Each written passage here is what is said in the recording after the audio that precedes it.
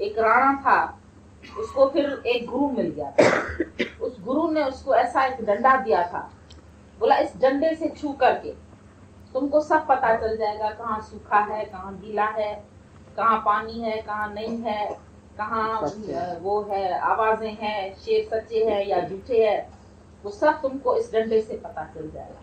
और वो लड़का इतने सियाणप से अंदर गया और बोला कोई भी आवाजें हो तो तुम डरना नहीं, निर्भय होकर के आगे बढ़ना।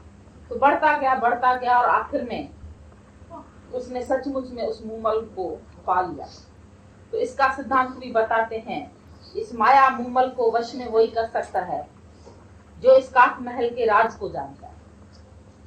हम लोग जब भी कोई परिस्थिति आती है तो हम समझते हैं ये परिस्थितियां सचमुच में आई हैं और हमको ये भी डरा जाएंगी, गिरा जाएंगी, हमको उलझा देंगी, हमारे अंदर में उलझन पैदा कर देंगी। लेकिन जितनी भी परिस्थितियां आती है वो सब जाने वाली है।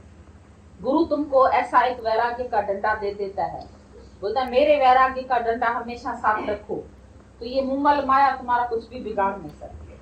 तुम चलते चलो, आगे बढ़ा कदम, रुकना तेरा काम नहीं, चलना तेरा शान, चल चल रे नौजवान। तो वो डंडा तुम्हारे को हाथ में गुरु ऐसा दे देता है जिससे तुम माया को पहचान लो। इधर ये माया है, इधर ये उलझन आई है, ये परिस्थिति आई है तो ये भी गुजर जाएगी, ये हालत हुई है तो इसमें भी मेरे लिए भलाई है, तुम करो भला हम भलो न जानो। गुरु तुमको ऐसी ऐसी रमजें बता देता है कि तुम इस दुनिया रूपी काक महल से बराबर तुम पार हो जाते। तुमको कभी भी ये काक महल सताता नहीं है, ये माया उलझाती नहीं है तो सही। देखो ज्ञानी भी इसी क्षेत्र नगर में रहता है, लेकिन इस क्षेत्र नगर में वो इसकी शक्ति बन के रहता है और तुम इस क्षेत्र नगर में इसके गुलाम बन के रहते हैं, मन के, इंद्रियों के, सबके वश में आ जाते हैं। कोई न कोई हालत तुम्हारे को अपने अधीन कर लेती है, लेकिन ज्ञानी को कोई भी हालत अपने अधीन नहीं करती। वो हालतों का मालिक है, मास्टर है। वो मैनेजमेंट करना जानता है कि कैसे इस प्रकृति को, त्रिगुणी माया को मैं वश में करके चलूं, मैं इस माया के वश में नहीं हो जाऊं। बोला चलायमान नहीं होती हूँ त्रिगुणी मैं निज माया में, ये माया मेरे से ही पैदा होती है और फिर मैं इस माया के अधीन हो जाऊं, ऐसा मेरे ऊपर कहाँ शोभा देता है। मैं ही माया पैदा करूं और फिर मैं माया के अधीन हो जाऊं। तो ज्ञानी जो है वो सावधान, जो असावधान है वो माया के वश में हो जाते हैं, वो मन के वश में हो जाते हैं और फिर सारा दिन दुखी सुखी होते रहते हैं। पर ज्ञानी अपनी निष्ठा में है, अपनी आत्मा में है। तुम भले ही हमारे ज्ञान के सिद्धांत कितने भी याद कर लोगे, बातें कितनी भी सीख लोगे, लेकिन जब तक आत्मा की निष्ठा तुम नहीं हासिल करोगे तो दुखों से तुम्हारा कभी भी छुटकारा नहीं। दुखों से छुटकारा होने की बात इतनी है, जब तक तुम्हारे अंदर में द्वैत है तब तक दुख है। जब तुम अद्वैत आत्मा में आ जाते हैं और सारे ही विश्व को तुम एक रूप करके देखते हैं, ये सारा विश्व सब मैं ही तो हूँ, मैं एक ही अनेक हो गया हूँ और अनेक में मैं एक। जल ही बर्फ हो गया है और बर्फ में ही जल समाया पड़ा है। मुझसे संसार बिल्कुल भिन्न नहीं है, मेरी ही हस्ती से ये सारा संसार बना हुआ है और जिस वक्त हम अपना खेल संकोचते हैं तो हम आंखें बंद करते हैं तो मेरे अलावा सृष्टि में दूसरा कोई बना ही नहीं। हे राम जी जगत बना नहीं, तो जगत तो वास्तव में नहीं बना है, लेकिन मेरे को दिखाई पड़ता है भ्रम के आधार से। अभी गुरु आकर तेरा ये भ्रम तोड़ता है कि जगत नहीं है पर जगदीश। एक चीज देखो, तुम किसी ने हमारे से पूछा तुम्हारे हिंदू धर्म में बहुत भगवान हो गए, राम भी भगवान है, कृष्ण भी भगवान है, फिर तुम लोगों के जो गुरु होते हैं वो भी भगवान हो जाते हैं, तो कितने आखिर तुम्हारे हिंदुओं में भगवान माने जाते हैं? हमने बोला तुम्हारे दृष्टि में अनेक भगवान है, लेकिन हमारी दृष्टि में तो जैसे एक चीनी के कई खिलौने बन जाते हैं, एक मिट्टी के अनेक घड़े बन जाते हैं, लेकिन फिर भी मिट्टी तो एक ही कहलाती। घड़े की अनेकता से मिट्टी की एकता खत्म नहीं हो जाती। तो मिट्टी तो फिर सबको मिट्टी ही बोलेंगे, चाहे गहने कितने भी बन जाए, तो सोने की एकता को तुम भंग नहीं कर सकते। तो इसी प्रकार से अभी भी गॉड इज वन, अभी भी वो वन ही है, शक्ति एक ही है, लेकिन तुम्हारी दृष्टि में अनेक भासते। गुरु नानक साहब ने भी बोला माटी एक अनेक तुम्हारे भांडे बन जाते हैं, साजी साजनहार। फिर नहीं कुछ पोच माटी के भांडे, नहीं कुछ पोच। फिर वही जो है मिट्टी को भी कुछ नहीं लगता अनेकता में आने के कारण, और नहीं कुम्हार को कुछ है। ये सब एक ही एक परमात्मा का ही अनेक विस्तार है। ये अनेक विस्तार जो है वो एक ही परमात्मा का है, और परमात्मा ही आज भी है। तुम सब, हम है ही नहीं, हम तुम और ये सब, ये अर्जुन पहले भी नहीं थे, आगे भी नहीं होंगे, पर ये सिर्फ बीच में तुमको दिखाई दे रहा है। और जो दिख रहा है बीच में, जिस चीज की हस्ती पहले नहीं थी और जिस चीज की हस्ती तुम्हारे मृत्यु के बाद नहीं है, वो अभी भी नहीं, वो अभी सिर्फ तुमको दृष्टिगोचर हो रहा है, लेकिन है वास्तविकता इसमें नहीं है। तो क्यों थोड़े जीने के लिए हम लोग उलझे, थोड़े जीने के लिए द्वेष करें, थोड़े जीने के लिए ईर्ष्या करें, आपस में झगड़ा करें, आपस में मन मुटाव रखें, उल्टी सीधी बातें मन में लाएं। जैसे कल तुम बोलेगा पुराना साल गया, तो पुराने साल के साथ पुरानी बातें भी जाए, पुराना जीवन भी तुम्हारा जाए। फिर जैसे आज सुबह तुम्हारे को सब नया नया दिखाई दे रहा है, तुम बोलेगा आज नई है सुबह, तो ऐसे ही तुमको सब नया दिखाई पड़ता है। सब कुछ नया है, कोई दुश्मन नहीं है, कोई दोस्त नहीं है, कोई अच्छा नहीं है, कोई बुरा नहीं है, कोई तेरा नहीं है, कोई मेरा नहीं है। झगड़े तो तेरे और मेरे में, आपस ही में कोई एक चीज बहनें दो होंगी, वो उसकी चीज ले लेगी, वो उसकी, तो बोलेंगे ये तेरा ये मेरा, बोलेंगे ना ये तेरा ये मेरा। तो तेरा और मेरा निकाल अपने अंदर से। जब तक तुमने तेरा और मेरा नहीं निकाला है, तब तक तुम्हारा झंझट बढ़ता है। गुरु तुम्हारे अंदर से तेरे और मेरे का भाव मिटा के एक आत्मा का भाव, कि आज से तुम अपने स्वरूप में आ जाओ, अपनी निष्ठा में आ जाओ, अपने से भिन्न परमात्मा को मिलो। यही है संदेश गुरु का, तुम लोगों को रोज मिलता है। पर फिर आज जो भी तुम हमारे पास आए हैं, ये निष्ठा तुम साथ में लेके जाना कि आत्मा बिन हर गाल के दिल सा सदाए नाकार। हर एक बात को तुम आत्मा के अलग देखते हैं, उसको तुम नो करते। आत्मा बिना जितनी भी बातें हैं वो सब बेकार, सब व्यर्थ है। उन बातों से होना कुछ नहीं है। मैं सही तू गलत, कभी कभी आपस में दो जनों का मन मुटाव हो जाता है, तो क्या करते हैं, मैं राइट तू गलत। राइट कौन, गलत कौन, हारा कौन, जीता कौन। एक बार एक फिलोसोफर था, वो बहुत ही अच्छा बहस कर सकता था, बहुत अच्छा। तो वो बहस करने में सबसे फर्स्ट नंबर होता था। तो एक दिन उसने क्या देखा सपने में, उसका एक प्रतिद्वंदी था जो हमेशा इस होड़ में रहता था कि इससे मैं कैसे जीत जाऊं। तो नींद में इसने सपने में क्या देखा कि वो प्रतिद्वंदी मेरे से जीत गया। और जब जीत गया तो इसको सुबह को उठ के ना कभी कभी सपने की घटना जैसे सच्ची मालूम पड़ने लगती है। समझो तुम सपने में देखते हैं हमारे बाप की मृत्यु हो गई है दूसरे शहर में, तो तुम सुबह उठ के सोचते हैं कहीं ये सच तो नहीं होगा, कहीं ऐसी टेलीग्राम तो नहीं आ जाएगी। तो मन जरा बोझिल बोझिल सा रहता है। और कोई खुशी का सपना देखते हो तो तुमको खुशी सी रहती है। तो वो भी इतना बड़ा फिलोसोफर था, लेकिन उस वक्त वो उस भाव में आ गया कि सचमुच में हार गया, मैं उससे हार गया। उसने ऐसे ऐसे सवाल पेश किए जिनका मैं जवाब नहीं दे पाया, और वो जवाब दे गया, वो जीत गया। करते करते करते इसको दोपहर हो गई, उधेड़ भूमि, इतना परेशान। आखिर में इसको लगा कि मैं तो कितना पागल हूँ, सपने में मैं ही तो वो भी बना था ना, वो आया तो नहीं था बाहर से। तो उसने जो जवाब दिए वो भी तो मैंने ही दिए थे जवाब। मेरा दिमाग कितना बिगड़ गया, मैं सोच रहा हूँ वो जीत गया, लेकिन उसके रूप में भी तो मैं ही जीता ना, खाली मैं ही तो हूँ का उसको ख्याल आया, और बेचारे का सारा दुख खत्म हो गया। तो बोलता है इसी प्रकार से जब सारे विश्व में तुमको ख्याल आ जाए कि मैं ही तो हूँ, तो तुम्हारे अंदर के सब विचार खत्म हो, तुम्हारा झगड़ा ही खत्म हो जाए। हारा कौन, जीता कौन। मैं इधर भी हूँ, इधर भी हूँ, इधर हार भी मेरी, इधर जीत भी मेरी। यहाँ भी अगर हारा, तेरी हार भी नहीं है, तेरी हार उदासी मन काहे को। तुम उदास क्यों होते हैं, मायूस क्यों होते हैं? जीवन के क्षेत्र में कभी हार होएगी, कभी जीत होएगी, पर इस रूप में भी मैंने जीता। इस रूप में ये सीनरी इसने बड़ी अच्छी बनाया, मैंने तो बनाई, ये चीज मैंने ही तो किया है, इस रूप में मैंने ही तो पहना है। कभी मैं ही तो हूँ का भाव तुम्हारे अंदर में आया। हमको पहले भजन गुरु ने बताया, जहां तक जाति दृष्टि है, जहां तक फैली सृष्टि है, सर्व मम रूप, मैं हूँ सब में और न कोई। बोला मेरी ज्योत सब घट प्रगट, ऐसा अद्भुत रूप जाने कोई कोई भी। ये बात जानता है कोई कोई विरला, भूप माना कोई कोई विरला राजा ये बात जानता है कि सर्व मम। फिर बोलता है मुझसे उत्पन्न है संसार, माना मेरी ही एक शक्ति से, मेरे ही एक अंश से ये सारा विश्व उत्पन्न होगा, मेरे ही एक संकल्प के आधार से ये सारी सृष्टि पैदा हो जाती है। बोला मुझसे उत्पन्न है संसारा, चंदा सूरज विद्युत तारा। जो कुछ भी नजर आ रहा है ये आत्मा की शक्ति से ही तो है। किसकी शक्ति से? परमात्मा की शक्ति से है, आत्मा की शक्ति से है। और वो शक्ति और तू भिन्न तो नहीं है।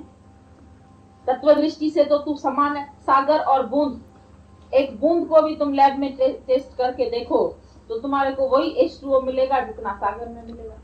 तत्व दृष्टि से जिस वक्त तुम देखने बैठते हैं तो बूंद और सागर में कोई फर्क नहीं। फर्क तो तब आता है तुम्हारे जीवन में जब तुम अपने को अल्पज्ञ ही जान के बैठ जाते हो और सर्वज्ञ से अपने को मिलाते नहीं हो। बूंद अलग रहेगी तो जरूर रेत में मिल जाएगी, सूख जाएगी, सड़ जाएगी, खत्म हो जाएगी। पर अगर सागर में अपने को मिला देगी तो कभी उस काम को नहीं होगा। जब तक तुम्हारे अंदर में जुदाई है, जब तक तुम्हारे अंदर में भेद है, द्वैत दृष्टि है, तब तक तेरे अंदर मन में शांति कभी नहीं आती। और मन में शांति तुम्हारे उसी दिन आ जाएगी जिस दिन अभेद भक्ति करेगा। अभेद भक्ति, अव्यभिचारी भक्ति योग से हे अर्जुन मैं मिलता हूं। तो तुम लोग अभेद भक्ति नहीं करते हैं, तुमको भेद वाली भक्ति में बड़ा मजा आता है। द्वैत वाली भक्ति में मजा आता है कि मैं अलग रहूं, भगवान तू अलग रहे। गीता भगवान ने एक दिन हम लोगों को लिखा, बोला मिश्री चखने का मजा अलग होता है और मिश्री होने का मजा तो और भी अच्छा है। तो तुम मिश्री हो क्यों नहीं जाते? दादा बोलते थे कि जिस वक्त भला हुआ हरि बिसरा, सिर से टली भला। जिस दिन हरि भी भूल जाए तुम्हारे से, उस दिन समझना सिर से टली भला है। अभी तो मैं खुद ही हरि हूँ। अल्लाह को क्यों याद करूं? बोला मैं मिठास को कब याद करूं जब मैं खुद मिश्री हो जाऊं। मिठास को तो मैं तब याद करूं जब मैं मिठास से अलग हूं, पर जब मैं मिठास का स्वरूप हो जाऊं तो मैं किसको याद करूं? अभी तुमने भजन सुना, मैं हूं आनंद का ही स्वरूप। तो आनंद तुम्हारे से बिछड़ता क्यों है? जब भी तुम आनंद से बिछड़ते हैं तभी दुखी होते हैं। अपने को आनंद स्वरूप नहीं मानते हैं, क्यों नहीं समझते? क्या रीजन है? तुमको अपने आप को आनंद स्वरूप मानने में कौन सी दिक्कत होती? दादा ने एक दिन ये बात बोली, बोला कोई मनुष्य बोले मैं हूं ज्ञानी, फिर दूसरे दिन बोले अरे मैं तो बड़ा दुखी, तुम उसको ज्ञानी समझेंगे? एक बोले चीज मैं हूं मिश्री और दूसरे दिन बोले मैं हूं कड़वी, तो तुम उसको मिश्री समझेंगे कि फिटकरी समझेंगे? वो मिश्री नहीं है, मिश्री जैसी है दिखने में वैसी है, नमक की डली भी दिखती है वैसी। अभी तीनों पड़ा रहा है, मिश्री नमक और वो, तो तुम चख के देखेगा, पता नहीं मिश्री कौन सी है और नमक कौन सा है और फिटकरी कौन सी। दिखने में तो तुमको नहीं पता लगेगा, ऐसे चखने से पता चलेगा। तो तुम्हारी भी जाहिर थींगन जात रहे मानवर करे, ऐसे तो ज्ञानी और अज्ञानी में भेद नहीं दिखाई पड़ता। अभी तुम कृष्ण का फोटो लो अपना भी लो, क्या फर्क? तेरे जैसी है उसकी भी शक्ल, लेकिन उसके चेहरे पर नूर है। किस चीज का नूर है? सच्चाई का नूर है। उसने अपने अंदर भगवान को प्रकट किया। तुम देखो सत्पुरुषों के, महापुरुषों के चेहरों पर कितना नूर झलकता है। क्यों झलकता है? क्योंकि उनके अंदर से ईर्ष्या, राग, द्वेष, इच्छाएं, वासनाएं सब खत्म हो। और ये सब तेरे हाथ में, तेरे हाथ में है जीवन बनाना। हीरा कौड़ी के लिए न लुटाना, नहीं लुटाओ। जीवन का एक एक क्षण बड़ा अनमोल है। पता नहीं कैसे कीमती जन्म तुम्हारे को मिला है और एक एक मिनट इसका आनंद में बिताओ। जीवन के लास्ट क्षण तक वजीर को 6 बजे शाम को फांसी आने वाली है और 4 बजे जाके राजा ने देखा तो शादमाना मना रहा। उसका बर्थडे था, पार्टी मना रहा था, डांस हो रहा था, गाना हो रहा था, भजन कीर्तन हो रहा था। अरे बोला तुमको दुख नहीं है? तुमको 6 बजे फांसी लगने वाली है, मालूम है कि नहीं मालूम है तुमको? बोला मालूम है। बोला मालूम है तुमको अगर 6 बजे फांसी लगने वाली है तो तुम कैसे इतने खुश हो? तुमको मौत का गम नहीं है? बोला मौत तो एक दिन आनी है, इस शरीर को तो मौत आनी है, लेकिन मैं थोड़ी मरूंगा। और फिर जीवन के ये 2 घंटे भी मैं रो के क्यों बिताऊं? मुझे तो जीने की कला है। तो मैं तो अपने जिंदगी का एक एक क्षण हंस के बिताता हूँ, खुश होके बिताता हूँ। इसीलिए मैं हमेशा प्रसन्न चित्त रहता हूँ। मेरे को कभी गम के उसमें नहीं देखोगे, क्योंकि मेरे पास वो विद्या है कि गम की गहरी घाटियों में भी मैं मुस्कुराता हूँ। आएंगे गम और चले जाएंगे, चले आंधियां गम के तूफान आए, तेरे ये कदम डगमगाने न। तुम्हारे जो कदम है ना वो डगमगा जाते। अपने कदम रखो पक्के, आंधियां आएंगी, तूफान आएंगे, चले जाएंगे, तेरे घर टिक थोड़ी जाएंगे। बोला रात भर का है मेहमा अंधेरा, इसके रोके रुका है सवेरा। सवेरा रुका क्या? अंधेरा तो रात का मेहमान होता है, थोड़ी देर के लिए आता है। मेहमान तुम्हारे पास आते हैं, टिकने के लिए थोड़ी आते हैं और चले जाते हैं। चाहे पानी नाश्ता खिला दो, चले जाएंगे। दुख भी आते हैं, दवा गोली टिकी ये वो दे दो, जान के विचार दे दो, चले जाएंगे। तुम टिका क्यों देते हो उनको? आते हैं, चले जाएंगे। आंधियां आए, तूफान आए, गम के बादल आए, बोला पर तेरे कदम ये डगमगाने न। तुम चलते ही चलो, रुकना थोड़ी है तुमको। रुकना तेरा काम नहीं, चलना तेरा शान। चल चल रे नौजवान। बोलो कल की बात पुरानी, आज है नई बात, आज है नई जिंदगी। नए साल में लिखेंगे मिलकर नई कहानी। बोलता है नई कहानी लिखो। वो बोलता है हम हिंदुस्तानी, हम बोलते हैं हम दादावासी। हम भारतवासी नहीं है, पर हम दादावासी, हम गीतावासी। हम रोज नई कहानी लिखेंगे और रोज नया उमंग रखो और नया जोश रखो, नई तरंग रखो। अपने जीवन को कभी पुराना नहीं होना, चाहे एज तुम्हारी कितनी भी हो।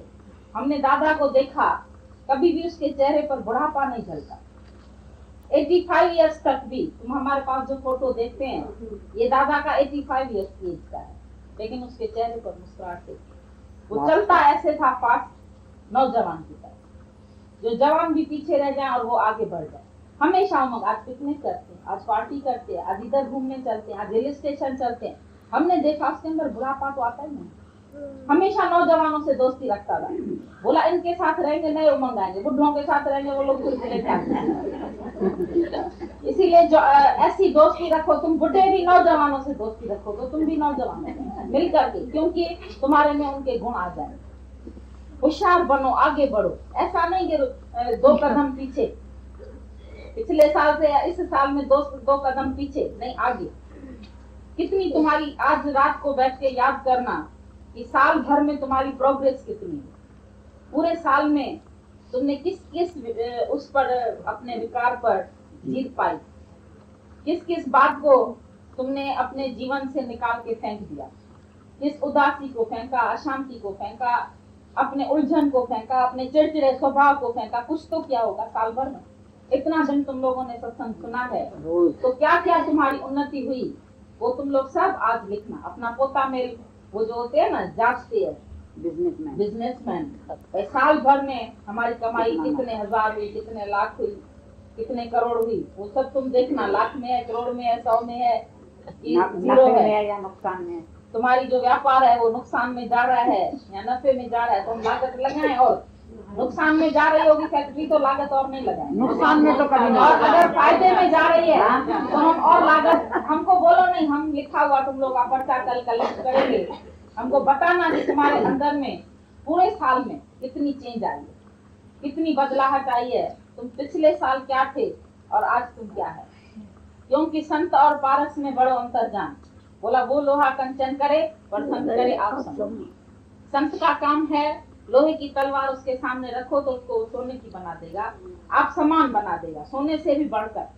माना फिर उस लोहे में भी ऐसी शक्ति आ जाती है कि वो भी आप समान बना सकता है। वो तो खाली सोना बना के ही छोड़ देता है, पर गुरु तुमको उससे भी ऊंची पदवी देता है, पता नहीं कहाँ तक पहुंचाना चाहता है। तुम उसके उमंगों को पानी देते या पानी फेरते हैं, वो खाली देखना कि तुम उसके उमंग पूरे करते हैं, उम्मीदें। क्योंकि गुरु की बहुत ज्यादा लागत है, तुम लोग तो बहुत कम लगाते हैं, और गुरु तुम्हारे ऊपर जी जान मेहनत करके अपना पूरा सर्वस्व ध्यान तुम्हारे ऊपर देते हैं। ये तुम देखना, बता तुम समझना, तुम्हारी कुर्बानी है, अहंकार में नहीं आ जाना। और तुम्हारे को गुरु बहुत खींचता है। तुम जहाँ जहाँ भी बैठे हैं याद करेगा, ये आज भी नहीं आया, अच्छा इसके पास आज इसको भेजते हैं, तुमको गिरने नहीं देता है। अनल पक्षी की तरह ऊपर से भी दृष्टि रखता है, ये गिर तो नहीं रहा है, इसको पकड़ो, इसको संभालो। गुरु की नजर बहुत ऊंची है, तो उसकी बहुत ज्यादा लागत लगी। अगर तुम्हारी फैक्ट्री लॉस में है तो हम आगे उसके ऊपर ज्यादा लागत नहीं लगाएंगे, और अगर प्रॉफिट में है तो हम उसके ऊपर लगाएंगे, क्योंकि हम भी व्यापारी है पक्के। उस पर अपना माल लगाएंगे जहाँ से कुछ आगे बढ़े।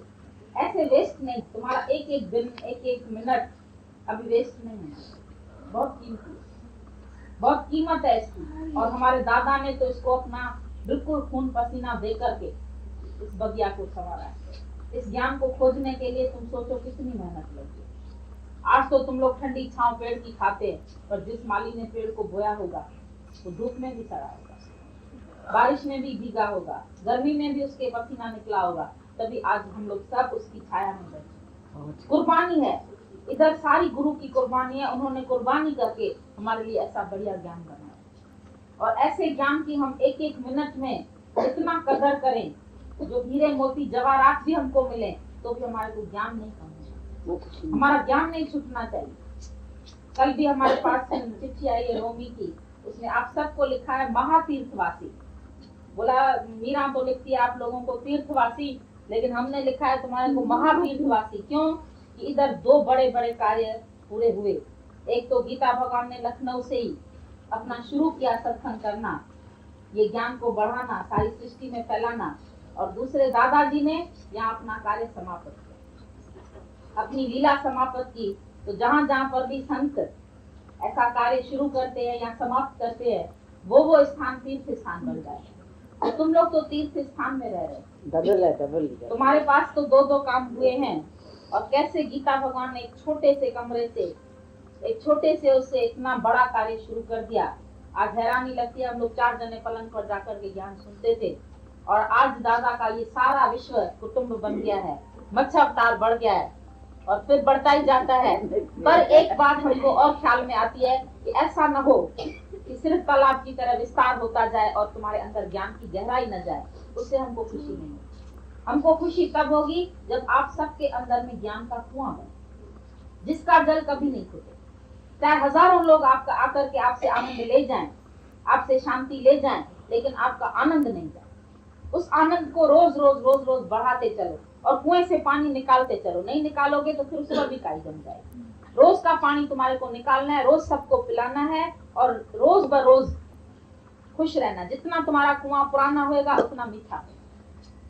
गुरु तुम्हारे हृदय में कुआं बनाना चाहता है, तो पानी तुम सबके अंदर, पर उसके लिए खुदाई करनी पड़ती है। जमीन के अंदर पानी हमको मालूम है, पर शुरू में कंकड़ हटाने पड़ते हैं, पत्थर हटाने पड़ते हैं, कीचड़ हटानी पड़ती है। पहले कीचड़ निकलती है, पानी थोड़ी साफ निकलता है, पहले कीचड़, फिर और गहरा जाना पड़ता है, और गहरा। कुएं खोदने वाले को कितना गहरा जाना पड़ता है, ऐसे ही कुएं बन जाते हैं क्या? इतना गुरु तुम्हारे अंदर गहराई तक जाके तुम्हारे अंदर से मलिनता को निकाल, और फिर साफ पानी तो उधर है ही, भगवान तो उधर है ही है, पर बहुत अंदर गहरी परतों पर। ऊपर से तो कुछ नहीं दिखाई पड़ता, ऊपर से जमीन पर कुछ नहीं। ऐसे भगवान ऊपर से तो किसी के अंदर भी नहीं दिखाई पड़ता है। पर जब तुम इतने गहरे जाओगे, रोज रोज अपने अंदर के विकारों को परे करते जाओ, पानी को परे करते हैं, तभी हम आगे तैर सकते हैं। ऐसे ही अपने हाथों से, अपने विचारों से, अपने मन से पुरानी बातों को ऐसे ऐसे करते जाओ, हटाते चले जाओ, और आज से लेकर के अपने अंदर में प्रण करो कि हम आत्मा की निष्ठा से डगमगाएंगे। चाहे परीक्षाएं आए, चाहे मौत भी सामने आए, चाहे दुख भी आए, चाहे अपमान की हालत आए, लेकिन तुम मुस्कुराते रहो। तुम कभी भी डिगना नहीं, पांव मजबूत रखना। जब सागर में नहाने के लिए जाते हैं तो अपने पांव बहुत मजबूत रखते हैं। पीछे सागर की लहरें जो होती है ऊपर से चली जाती है, लेकिन तुम पक्के मजबूत करते रहते हो। तो ऐसे तुम भी मजबूत रहो। कैसी भी बात आए उसका सामना करना है, डरना थोड़ी ना है। डरेंगे तो वो हालत चली जाएगी क्या? हालत तो आएगी। प्रभु के सिमरन दुख न संतापे, काल पर हरे दुश्मन करे, भव न व्यापे, सर्व सुख होवत। तुम सच्चा सिमरन करेगा तो तुम सबको यही फायदा होगा। भव न व्यापे, कोई डर नहीं लगेगा, कोई दुख नहीं लगेगा। दुश्मन तुम्हारे विकार पांचों ही वो भी चले जाएंगे। कुछ भी तुमको चाहिए ही नहीं, न पैसा, न धन, न दौलत। तुम जिस दिन बोलेगा हमको नहीं चाहिए, उस दिन तुम माला। जिस जीव को चाह नहीं, तो अत्यंत शहनशाह बन जाएगा जिस दिन तेरे अंदर से इच्छा मिट जाए। इच्छा मात्रम अविद्या। इतनी सीधी इच्छा जो है ना, वो तुम्हारे को क्या बनाती है? फकीर से भी गिरा हुआ। बेचारे भर्तृहरि महाराज ने बोला, कृष्णा तू डायन है, तूने मेरे को ब्रह्म से जीव तो बनाया, अभी क्या जीव से और निर्जीव बनाना चाहती? वो निर्जीव बना देगी तुमको। ऐसी डायन है ये इच्छा, जो एक दिन तुमको निर्जीव करके छोड़े। बोला इच्छा है ये ऐसी बलि घुमाती है ये गली गली। इच्छा से है मौत भली, ये मचाती है सबके अंदर खलबली। जो खलबली मचाती है ना, वो इच्छा ही मचाती है। तो गुरु बोलता है इच्छा से है मौत भरी। इच्छा करने से अच्छा है अपने को खंजर लगा के मार दो, लेकिन इच्छा नहीं चाहिए। आज नया मांगन मरण समान है, मत कोई मांगो भीख, मांगन ते मरना भला, ये सतगुरु की सीख। आज के मांगो नहीं, यही प्रण करो, भिखारी नहीं बनो। हम तुमको बनाए शहंशाह, चाह नहीं रखेंगे। ये आज का दिन है, प्रण कर लो सब, एक भी इच्छा नहीं रखेंगे किसी में, किसी किस्म में। और देखना तुम कितने खुश रहे, शाहों के शाह बन जाएंगे। तुम्हारे अंदर के, तुम्हारे घरों में जो झगड़े हैं, जो तुम्हारे अंदर में जो अशांति है, वो सब खत्म हो जाएगी। तुम जांच के देखना। खाली ये एक निरीक्षा का तुम सबक आज ले। ये हमारे गुरु का पहला वचन है और हमारे ज्ञान की मेन पॉइंट है। उसमें पहला टॉप में दादाजी लिखते थे इच्छा मात्र मात्र, और सब पॉइंट्स नीचे, लेकिन पहला उसका था कि इच्छा जो है वो डायन, यही मनुष्य को गुलाम बनाती है, यही दुखी करती है, यही मायूस और उदास बनाती है, फकीर बनाती है। किसी से भी नहीं मांगो, परमात्मा से। परमात्मा ने भी तुमको सब कुछ पहले से ही दे दिया, माला माल कर दिया। तुम खाली ऐसा निरीक्षा होके दे बस। और कुछ तो आज के दिन जो नया साल, उसमें यही प्रेम करो और भले कुछ नहीं करो। है छोटी सी बात नहीं, और कुछ में बड़ी बात हम नहीं बोलते हैं, लेकिन छोटी सी बात है। उसमें खाली तुम ये प्रण करो कि हमको आज से कुछ नहीं करो, क्योंकि तुम मुक्त स्वरूप पहले से। मुक्ति की भी चाह नहीं करो। मुक्ति की चाहत रखोगे, कब मुक्त होंगे तो भी तुम दुखी होंगे, फिर उसका इंतजार करेंगे। तो कब होएगा, कैसा होगा? तुम है, तुम्हारे को निष्ठा है, तुम सच में है, बाकी करना क्या? कभी ये भी नहीं अंदर में उदासी मायूसी, अभी तो निष्ठा नहीं है। कैसे निष्ठा नहीं है? जो हमारे पास आया है, जो ये ब्रह्म ज्ञान सुना है, जो आके इधर खाली बैठा है ना, ये सबसे बड़ी बात है। वो ज्ञानी है जिसने पहले ही दिन ये ज्ञान सुना कि जो मैं हूँ सो तू है, जो तू है सो मैं, मेरे में तेरे में कोई भेद नहीं। अहम ब्रह्मस्मि तत्त्वमसि, जो तू है सो मैं हूँ, जो मैं हूँ सो तू है। तुम्हारे में और मेरे में कोई फर्क नहीं। पहले ही दिन गुरु ने तुमको अपना दीदार दिखा दिया, अपना दर्श दिखा दिया, तो और बाकी क्या चाहिए? कौन सी कमी है? बाकी चाहे भी क्या? माला माल हो गए, राजाओं का राजा बन गया, तुमको गुरु ने कुर्सी पर बिठा दिया, और बाकी क्या दे तुमको? दुनिया की कुर्सियों के लिए, दुनिया के पद के लिए तो झगड़े हैं, लड़ाइयां और डर है कि आज दूसरा कोई न ऐसा आ जाए हमसे बड़ा और हमारी कुर्सी छीन जाए। लेकिन इस कुर्सी में किसी को भी डर नहीं, अपनी अपनी कुर्सी सबको, हर एक अपनी अपनी गद्दी पर, अपनी अपनी कुर्सी पर बैठ जाए, शाह बन के, बादशाह बन के, और कुछ भी करना नहीं है। तो होते हुए शाह, होते हुए तुम ऐसा, और तुम ऐसा अपने को फकीर और दीनहीन समझो, ये दादाजी को कभी पसंद नहीं था कि होते हुए शहंशाह और तुम बोलो कि हमको तो कुछ नहीं है, हम तो दीन है, हम तो जीव है, हम तो गंदा है, हम तो माँ है, हम तो बहन है। कभी भी ये नहीं। जो है तुम सच, जो क्षेत्र नंगर की शक्ति है वो तू है, वो शक्ति जो सच है उसमें निष्ठा करो, और है तुम पहले से। इसके लिए मांगना भी नहीं है, लेकिन एक प्रण करो, इसी से हम हटेंगे। ये प्रण करो कि जो हमारी शक्ति है, जो हमारा स्वरूप है, उसी से नहीं हटेंगे। कभी भी इस देह अध्यास में नहीं आएंगे, तब कभी इस पिंजरे में नहीं आएंगे। ये जो क्षेत्र है उसमें नहीं आओ, लेकिन क्षेत्र ज्ञान है। तुम क्षेत्र को जानने वाले हैं, तुम इसको देखने वाले हैं। हर क्रिया को, जो भी इसमें क्रिया होती है, तुम इसको देखने वाला है। तुम वो सच्चा शक्तिमान है और सर्वत्र बोल, और सबके साथ प्रेम। आज एक बात और करना, जिसी के साथ भी तुम्हारा कोई मन मुटाव हो या नहीं बात करते हो किसी भी बात से, लेकिन ये हमारे ज्ञान का पहला उसूल है कि तुम जाके सबसे प्रेम करो। जो तुमसे नहीं करता है ना, उससे भी जाके प्रेम करो, उसी से गले मिल के आना। आज जाके उसको बधाई दे के आना, नए साल की मुबारक है, जाके मिलना। बोला हमारे गुरु ने बोला है, हमारा नाम लेना कि हम लोगों को गुरु ने बोला है कि आज जाके प्रेम करो। उसका कहना मानने के लिए आए, भले वो नहीं माने, नहीं बात करे, तुम अपनी बात कर देना, तुम्हारे अंदर बहुत शांति आएगी। ऐसा तुम्हारा अंदर जो है वो प्रफुल्लित हो जाएगा। बेकार छोटी छोटी बातों के लिए या जरी जरी बात के लिए हम मन मुटाव रखें, क्यों? पर क्या पता इस देह का, अभी है अभी नहीं, तो तुम वो ले जाओ साथ में, द्वेष ले जाओ, और पछाड़ी में अंत समय में तुम समझना तुम्हारे साथ और कोई भी पास में नहीं आएगा। जो द्वेष ये ना, वो तुम्हारी नजरों में फिर आ जाए, दुख पाए, फिर जन्म मरण। जो इतनी तुम्हारी मेहनत की हुई है, जो तुम हमारे पास आए, हम दूसरे लोगों के लिए नहीं बोलते, लेकिन जो तुम हमारे पास आए तो हमारा उसूल ये है कि किसी के साथ भी तुम्हारा कभी मनमुटाव नहीं होना, क्योंकि तुमको देखना है सर्व में परमात्मा। उनको तो पता नहीं है, वो तो देखते देखते, लेकिन तुम तो भगवान देखो, तुम वो सच है और सर्वत्र वो सच है, और सबके साथ प्रेम करो। प्रेम ही है परमात्मा। किसके लिए? भले कोई दुश्मन भी हो ना, तो आज हमारा ये कहना था, तुम जाके ऐसे बधाई दे के आना हमारी तरफ से कि हमारे गुरु ने बोला है, तो आज हम तुम्हारे पास आया है। भले कैसा भी, देखना कितना तुमको प्यार करता है। मत समझना उनके अंदर भी परमात्मा, भले वो बाहर से कोई नहीं भी बोलते हैं, कहते कैसे बोलें, लेकिन अंदर सबको प्रेम। क्यों? प्रेम सबको पसंद है, कोई कैसा भी क्यों नहीं, क्रोधी हो, दुश्मन हो, वैरी हो, तुम्हारा क्या भी हो, तुम ऐसे समझते हो हमारा नुकसान चाहता है, लेकिन तो भी तुम जाके पूछो, कोई नुकसान तुम्हारा नहीं चाहेगा, कोई बुरा तुम्हारा नहीं करेगा। बुरा कोई है नहीं, भले मन के बाद तो तुम भला बनेगा। आज अंदर से ये प्रेम करो, कोई हमारा दुश्मन नहीं है, सब हमारे मीत है, सब हमारे सज्जन है, कोई खराब नहीं है ही परमात्मा, किसके साथ भी नहीं करना। ये आज का प्रेम जरूर करो, और अपनी निष्ठा से, अपने स्वरूप से वो आज के दिन प्रेम करो, हटेंगे नहीं, कैसी भी हालत आ जाए। होते हुए तुम है शहंशाहों का शाह, है शहंशाह, और फिर नीचे आ गए। गुरु ने बैठा दिया तुमको, आकाशवत बना दिया, तो तुम फिर धरती में आएगा क्या? गुरु ने तुमको ऊंचा बनाया, तुम फिर नीचे गिरोगे क्या? जहां तुमको बिठाया बस बैठ जाओ आराम से, और कभी सोचो नहीं, कभी ऐसा चाहो नहीं, कभी ऐसा ख्याल नहीं करो कि कैसे होंगे, लेकिन है तुम पहले। कभी ये भी नहीं सोचना कैसे होगा। आप ही तुम बैठा है ना ट्रेन के डिब्बे में, देखो सब चढ़ के पार हो जाएंगे, ट्रेन में आ गए हैं सब, टिकट सबके पास है, डरो वरो नहीं, सब टिकट लेके आए हो, और एकदम से तुम मुक्ति की टिकट लेके और पार हो जाओगे। इतनी खुशी मनाओ आज, बोलो आज का ही दिन है, कल किसने देखा। अगर आप भी किसके पास कोई ख्याल हो तो आज ही निकालो। निष्ठा में है सब कि नहीं? सच सच बोलो।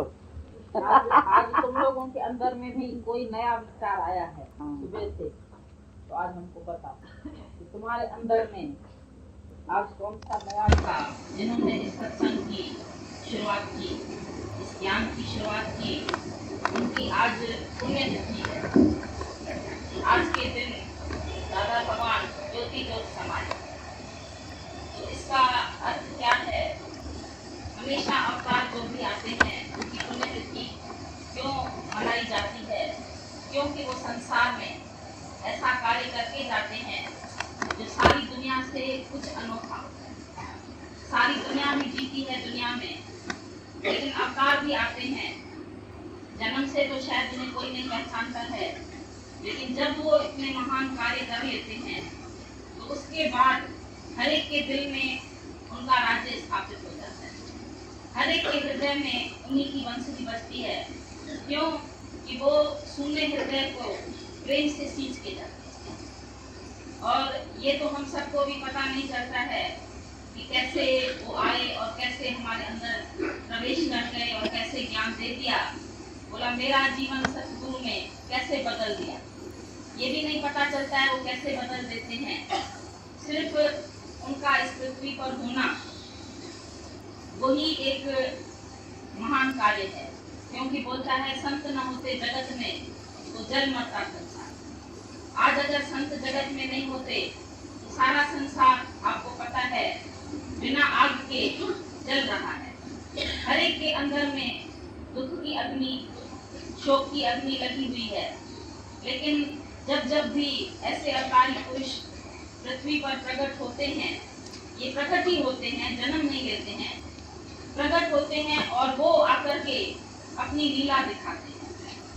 संसार के लोग कर्म करते हैं, लेकिन ब्रह्म ज्ञानी की लीला होती है। उनका हर कर्म लीला है। क्यों? कि उनके अंदर में कभी भी किसी कर्म का कर्ता बना नहीं। जैसे गीता में भगवान ने बोला निष्काम कर्म योग, तो हमने देखा दादाजी एक महान निष्कामी और कर्मयोग। ऐसा उनका जीवन था कि एक एक मिनट उनका कैसे दूसरे के हित के लिए जीते। अपने सुख की चाहना, अपना मान, अपनी इज्जत, अपनी बढ़ाई, अपनी शोहरत, अपने लिए कुछ भी करना, वो तो उन्होंने सीखा ही नहीं। लेकिन वो जानते थे कि हमारे एक एक जीवन के पल से, क्योंकि ये बड़ा ही कीमती है, जो हमारा ये जीवन है इसका एक एक क्षण बहुत अमूल्य है, लेकिन पहले इसकी कीमत मालूम नहीं थी तो हम सब इसको बर्बाद कर रहे थे। लेकिन जब गुरु का आदर्श देखा, इस जीवन से करोड़ों की जिंदगी बन सकती है। कई विधवाएं जो अंदर ही अंदर आंसू पीती थी, कई लड़कियां जो जीवन से तंग आकर के आपघात करने के लिए तैयार थी, कई पुरुष जो पैसे के अभाव में देवाला निकालने के कारण दुखी हो गए थे, आज हम देखते हैं तो सबके चेहरे पर कितनी रौनक है, कितनी खुशी है। और ये कोई खुशी मरी हुई ऊपर से ओढ़ी हुई नहीं है, लेकिन भीतर की खुशी। आप सब जानते होंगे, जो भी सत्संग में आया है, कोई यहाँ पर आशीर्वाद नहीं मिलता है, कोई यहाँ पर प्रसाद नहीं मिलता है, कोई यहाँ पर लेना देना नहीं होता है। किसी को हम चंदा चिरा इकट्ठा करके उसकी लाइफ के लिए 150 महीने का देना नहीं शुरू करते हैं। लेकिन फिर भी आज इतनी संख्या में आप सब यहाँ आए हैं, तो आपको क्या मिलता है? कौन सी ऐसी चीज आपको मिलती है जो दुनिया में नहीं मिली थी? वो है निष्काम प्रेम। संसार में हर एक व्यक्ति को सब कुछ मिला है, पैसा भी है, पति भी है, घर भी है, बच्चे भी हैं, सब कुछ है, लेकिन सभी के अंदर में हम देखते हैं तो प्रेम का अभाव। किसी को भी ऐसा निष्कामी और निस्वार्थ प्रेम करने वाला दुनिया में नहीं है। पर दादाजी ने ही ये खोज की, बोला जितने भी तुम साधन करेंगे, जब तप योग साधन, बोला तप योग ध्यान पूजन तुझको रिझा न पाए, लेकिन तुझे रिझाए मन से बुला। तप योग और साधना से कोई भी परमात्मा की प्राप्ति नहीं कर सकता है। वो सब तपस्या में ही पड़े रहते हैं और उनका जीवन पूरा हो जाता है। फिर बोलते हैं अरे एक जन्म में थोड़ी भगवान मिल सकता है, इसके लिए तो उनको 7 जन्म कम से कम चाहिए। दूसरे भी जो उनके पास जाते हैं उनको भी बोलते हैं मुक्ति कोई मुक्ति नहीं है, इसके लिए तुम्हारे को बहुत साधनाएं करनी पड़ेगी। और दादा ने बोला सब साधन का मूल है दुर्लभ सद्गुरु। प्रेम बिना सोते सभी, ज्ञान ध्यान जाप ताप व्रत ने। जिस वक्त तुम्हारे जीवन में सिर्फ एक चिंगारी लग जाती है तो वो तुम्हारे पूरे अज्ञान को भस्म करके खत्म कर और तुम्हारे जीवन में ज्ञान की ज्योति जला दे। केवल ज्ञान अधूरा है, जैसे एक सूखा आटा रखो तो उससे तुम रोटी नहीं पका सकते, पर जिस वक्त उसमें तुम पानी मिलाते हैं, आटा गूंथते हैं, तभी प्रेम से तुम उससे रोटी पका सकते हैं। तो बोला प्रेम कियो तिने ही प्रभु पाया। जिसने भी प्रेम किया उसी ने ही प्रभु पाया। पुस्तक पूरे प्रेम जो पुस्तक पढ़ो आहे जिनी नाथ त्रिलोकीय जो पहले तन अंदर पाते। जिसने सब पुस्तक गाड़ के प्रेम का पुस्तक पढ़ा, बोला नाथ त्रिलोकी का उसको अपने ही तन के अंदर मिला।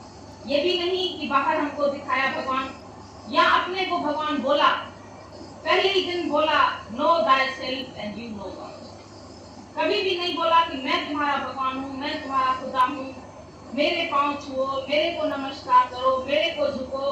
बोला अपने को जानो। और जैसे ही तुम अपनी महिमा पहचानोगे, अपने को जानोगे, यहाँ पर गॉड रियलाइजेशन के लिए हम नहीं आते हैं, लेकिन सेल्फ रियलाइजेशन के लिए जरूर आते हैं कि अपना रूप पहचान समझ मन दर्शन यही दर्शन है भगवान का। नहीं तो सारी दुनिया अंधेरे में सबको रखती है। बोला खुद ही भटक रहे हैं मार्ग दिखाने वाले। सब तुम्हारे को बताते हैं ये साधना करो, ये तपस्या करो, ये जप करो, ये मंत्र देता हूँ, इसको जाकर के सिद्ध करो, तभी तुम्हारे को परमात्मा मिलेगा। लेकिन यहाँ पर कभी भी दादा ने नहीं बोला कि ये जाके करो। बोला डू नथिंग एंड बी, ना बनो कुछ और ना करो, क्योंकि जब करोगे तो मरोगे। जो जाने मैं कुछ करता तब लग गर्भ जून में, जब ये जाने मुझे कुछ होए, बोला तब इसको सुख नहीं। जब जब भी तुम जानोगे कि मेरे से कुछ हुआ, मैंने बहुत अच्छा कर्म किया, मैंने पाठ किया, मैंने सत्कर्म किए, मैंने दान किया, मैंने पुण्य किया, ये मैं जो किसी की नहीं जाती है। दादा ने हमारे अज्ञान की जड़ को पकड़ लिया। बोला पहले तो इस मैं को खत्म करो, जो मैं तुमको जन्मों से दुखी कर रही हूँ, जन्मों से तुम्हारे पीछे पड़ी हुई थी। बोला वो मैं विरत रोग है। विरत काल से हर एक व्यक्ति के अंदर में ये मैं हूँ का अभिमान ये आ गया। बोला ये विरत रोग है, पर दारू भी इसी के अंदर ही इसकी दवाई भी छिपी पड़ी है। दारू माना दवाई, वो कौन सी दवाई है? ओ मैं को ओम में बदलो। ओम माना वो मैं हूँ, शिवो हम सो हम, ये दादा का प्यारा नारा है। उन्होंने यही बात एक एक को समझाई। बोला तुम बिना अर्थ के मंत्र जपते हैं तो तुमको कोई लाभ नहीं होगा, लेकिन पहले तुम जानो ओम माना क्या? I am that. शिवोहम माना वो शिव मैं हूँ, सोहम माना सो मैं हूँ, पर नॉट दिस बॉडी। ये शरीर मैं नहीं, शरीर करके मैं ना। पहले आप गंवाइए ता शव पाइए और कैसी चटाइए। सब मंत्र देते हैं, ओम शिवोहम का भी देते हैं, लेकिन मैना का पाठ कोई नहीं पढ़ता। यहाँ पर गुरु पग पग पर तुमको सावधान करता है कि अरे इधर फिर तुमने मैं किया, इधर फिर तुमने मैं बोला, फिर इधर तुमने अहंकार किया, इधर फिर मेरा समझा, तभी तो तुम दुखी हुआ, वरना तो तुम्हारे लिए दुख का जन्म भी नहीं हुआ है। Troubles won't come if you invite them not. अगर तुम ट्रबल्स को खुद इन्विटेशन ना दो तो कभी भी ट्रबल्स तुम्हारे पास नहीं आ सकती है। तुम ही जीव भाव में आकर के मेरा मान करके अपनी ट्रबल्स को खुद इन्वाइट करो, खुद बुलाते हो, तभी तुम्हारे पास ट्रबल्स आती है, वरना परमात्मा ने तो कभी दुख बनाया ही नहीं। परमात्मा ने तुम सबके लिए इतना बढ़िया ये सुख सागर तैयार किया है। बोला सुख सागर में आएंगे मत जाओगे प्यासा है। सभी लोग प्यासे थे, सब कुछ था तो भी प्यासे थे, लेकिन आज गुरु मिला है तो हम तुम सबसे पूछते हैं अरे भाई तुम्हें कुछ चाहिए, तो तुम बोलते हो हमको नहीं, हम निरीक्षा बन गए। हमारे पास एक कोटी भी नहीं होवे तो भी हम बिन कोटी बादशाह। कितनी बड़ी गुरु की ये रहमत है कि आज लखपति करोड़पति भी अपने आप को फकीर अनुभव करते हैं, भिखारी फील करते हैं, लेकिन आज हमारे पास भले एक कोटी भी नहीं होवे तो हम बिन कोटी बादशाह। दादा ने हम सबका सिर ऊंचा कर दिया। बोला मैं तुम्हारे लिए सारी सृष्टि का प्यार ये छोड़ के जा। हिकड़े नंढड़े घर जे एवज मिलियो घर सारो संसार कयो मुसन संसार। ऐसा अच्छा व्यापार होमे लेई हूं नाम वर्तवा चिंता दे यार। चिंताएं सब हमारे गुरु ने ले लिया और आराम दे दिया। होमे हमारी ले लिया और ओम का नाद करना सिखा दिया, अनुभव करना सिखा दिया। ये नहीं कि हमारे पास सिर्फ वैखरी वाणी है, सिर्फ किताबी ज्ञान है, सिर्फ किताबों में जो छपा हुआ है वो ज्ञान है, लेकिन अनुभव का ज्ञान, अनुभव का ज्ञान, उज्जवलता की वाणी, ये है अकथ कहानी। कहत कबीर गूंगे की सेना जिन जानी तिन मानी। दादाजी के पास भले ही शब्द ज्यादा नहीं होते थे। कई लोग आते थे, बोलते थे दादा को एक ही बात आती है ब्रह्म सत्य जगत मिथ्या। ज्यादा तो दादा बताता ही नहीं है, लेकिन दादा कहते थे इसी बात में ही सारा ज्ञान। जैसे एक बीज के अंदर सारा वृक्ष समाया पड़ा है, तो बीज मंत्र सर्व को ज्ञान।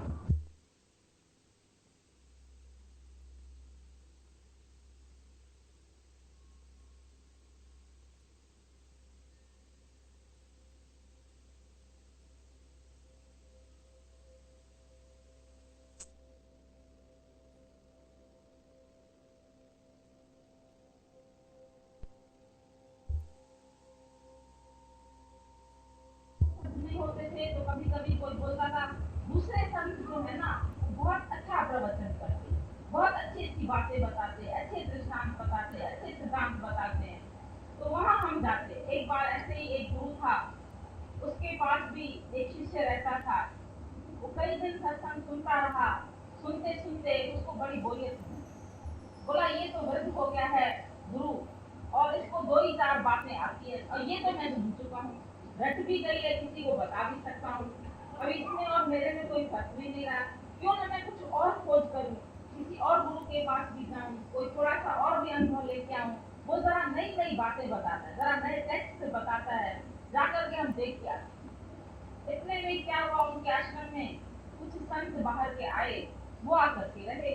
अब हर एक को अपनी बढ़ाई होती है कि हम कुछ बोलें और कोई लोग हमारी प्रशंसा करें, हमको अच्छा समझें। तो उन संतों ने भी आकर के वहाँ सत्संग किया, प्रवचन किया।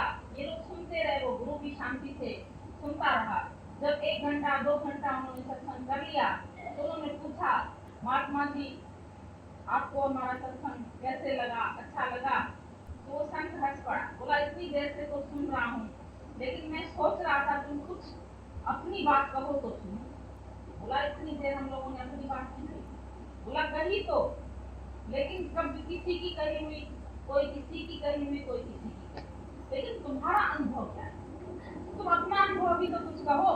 तो वो सब चुप हो गए, क्योंकि अपना अनुभव कुछ नहीं होता है। प्रवचन का मतलब ही होता है पराया वचन।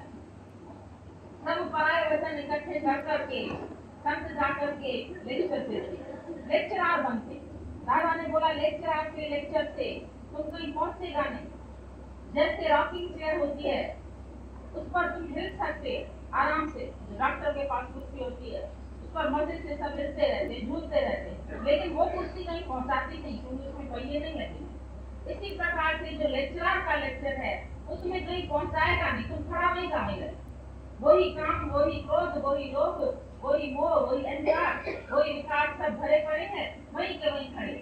बोले कि व्यवहार में तो हम व्यवहार जैसे ही रहेंगे ना, पत्नी को पत्नी करके देखेंगे, बच्चों को बच्चा करके देखेंगे, ऐसा ही तो हम चलेंगे ना। किसी भी गुरु के शिष्य के पास चले जाओ और उसकी जाकर के रहनी देखो तो उसकी रहनी छुट्टी है, उसके जीवन में कोई पलटा आया है, कोई चेंज आई है, कोई वो बदला है। बोला मंदिर जाने वाले बता क्या तुमने जीवन बदला है? फिर माला के मांगे अपना भी मन बदला है? कोई तुमने अपना मन बदला?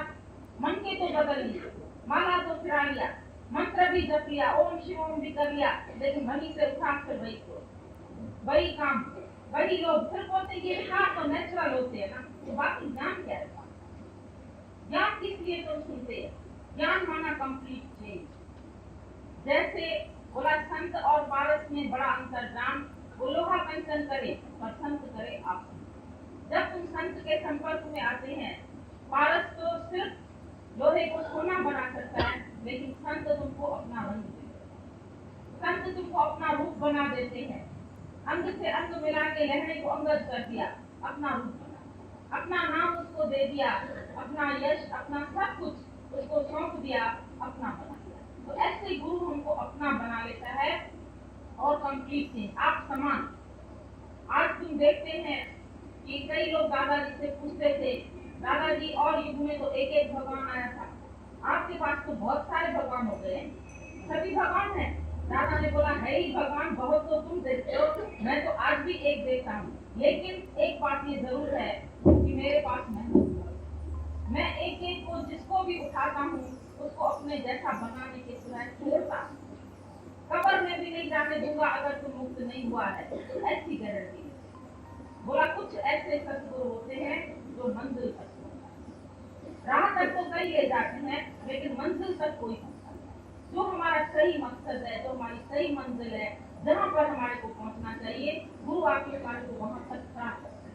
हमारे संग संग चलता है, अकेले इशारा नहीं करता है। आज नदी में एक इंसान डूब रहा हो और उसको कोई किनारे से बोले तुम ऐसे ऐसे तैर करके निकल आओ, तो वो नहीं निकल सकता है। लेकिन दूसरा जाता है, अपनी जान की बाजी लगा के कूद पड़ता है और उसको जाकर के नदी से निकाल के लेके आता है। उसी प्रकार दादा ने अपने जीवन की बाजी लगा, अपने जीवन की बाजी लगा करके धूप में, गर्मी में, बारिश में, हर तरह से।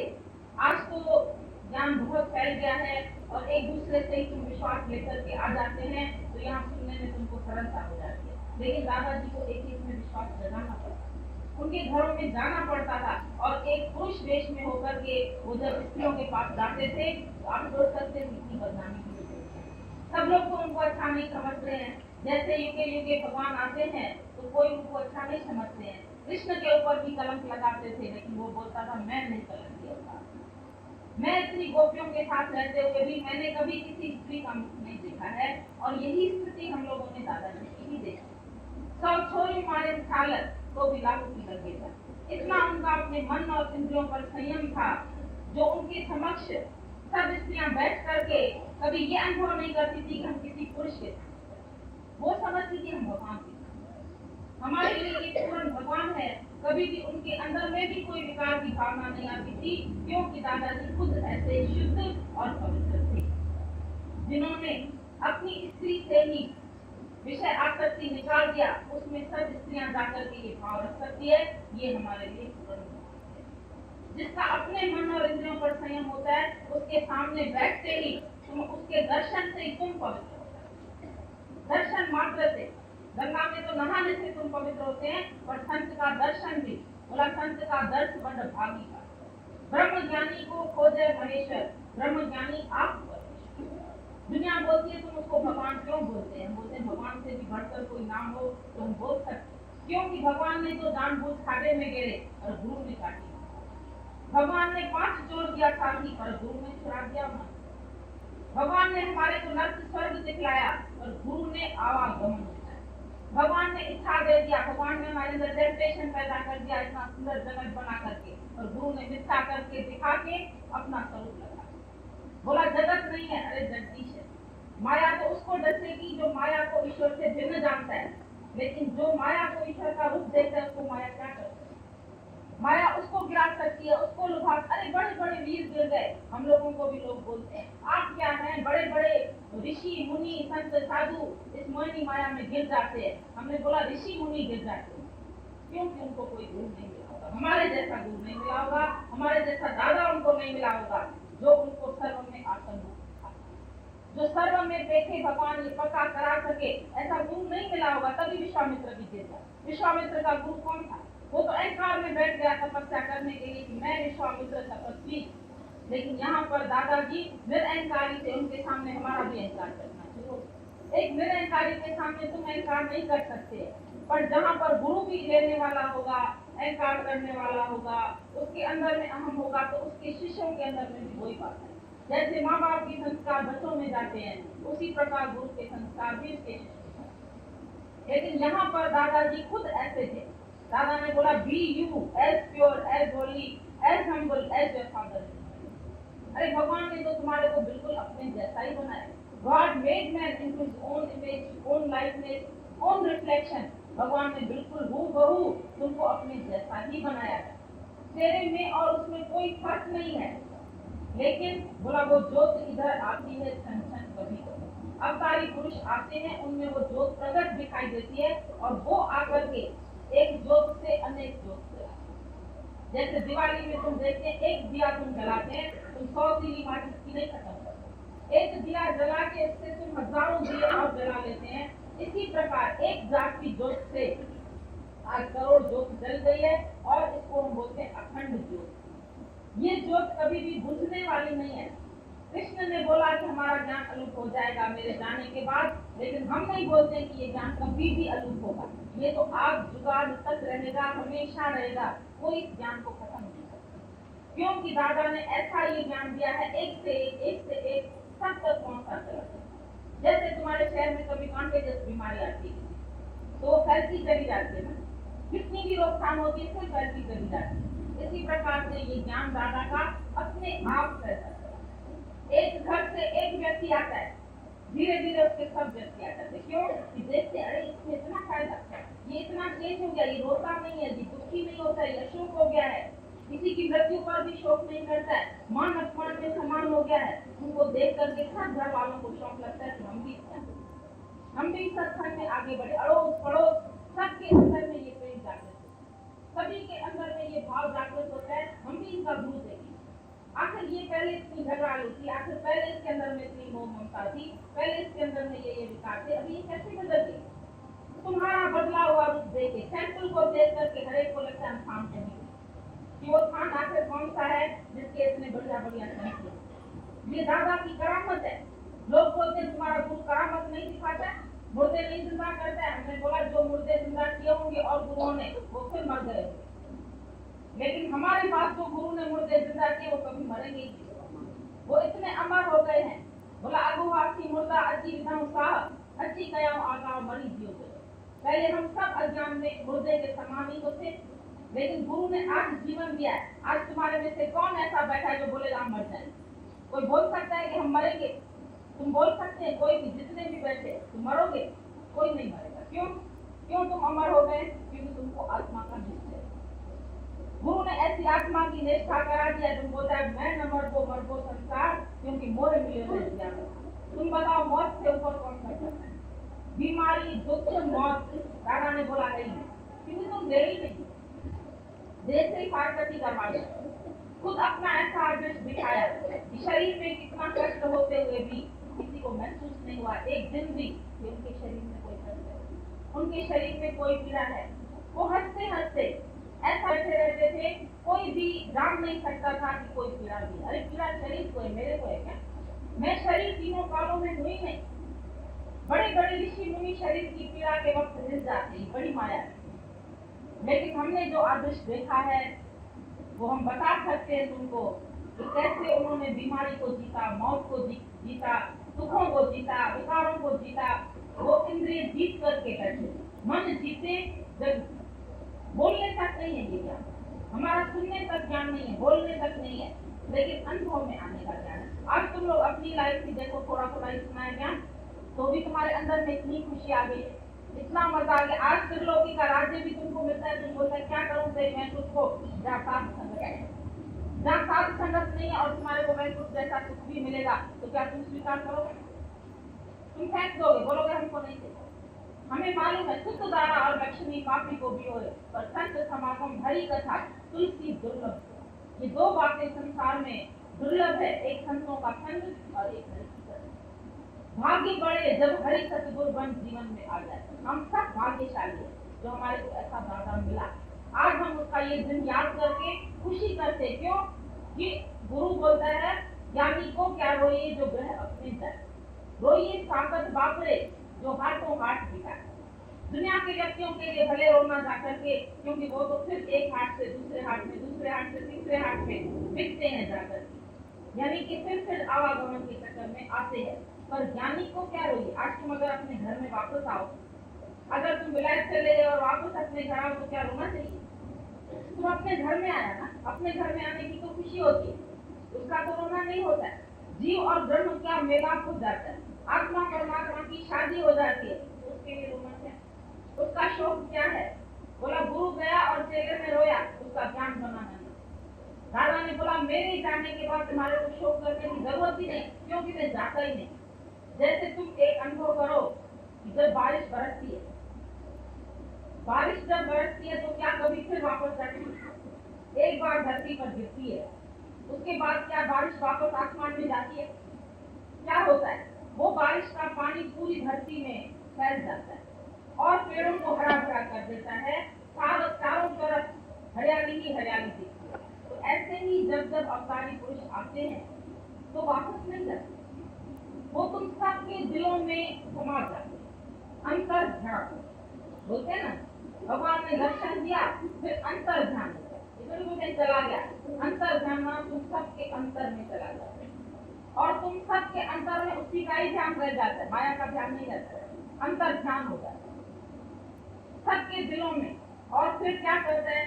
सूखे जीवन सबके वो हरे भरे, जैसे सूखे पेड़ भी बारिश के दिनों में हरे भरे दिखाई देते हैं, लगता है नए नए कपड़े पहने, सबकी धुलाई हो जाती है, जाले छट जाते हैं, रास्ते सड़कें सब साफ हो जाती है। उसी प्रकार हमारे जीवन की सड़क भी साफ होती है, हमारे मन के मैले जाले भी उतर जाते हैं और हमारे जीवन में सच्ची शांति और सच्चा सुख आता है। वो वापस कैसे जाते ही नहीं।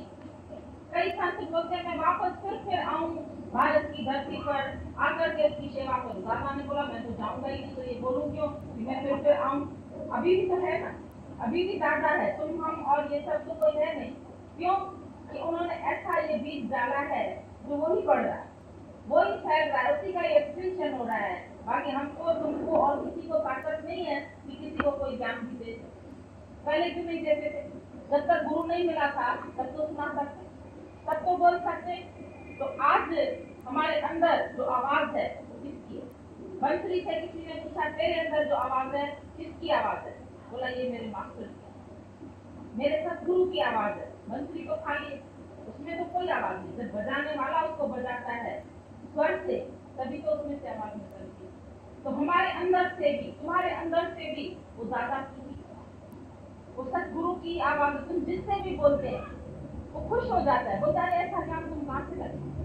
तुम्हारे मुंह में दादा ने बोला, जैसे डॉक्टर के हाथ में शफा होती है ना, भाई इसको इस पेशेंट को ये डॉक्टर देखेगा ना जरूर ठीक हो जाए, ऐसे ही अभी तुम्हारे मुख में शफा आ गई। तुम जिससे बात करेगा उसका तुम अज्ञान निवृत्त कर देगा, उसके तुम दुख दूर कर देगा। तुम जिसके पास जाके बैठेगा वो बोलेगा तुम रोज आओ, तुम्हारे आने से मेरे को बड़ी ठंडक मिली, तुम्हारे बैठने से हमारे को बड़ी शांति मिलती है। तो ये है सतगुरु की करामत। अभी और कौन सी करामत दिखाई देगी?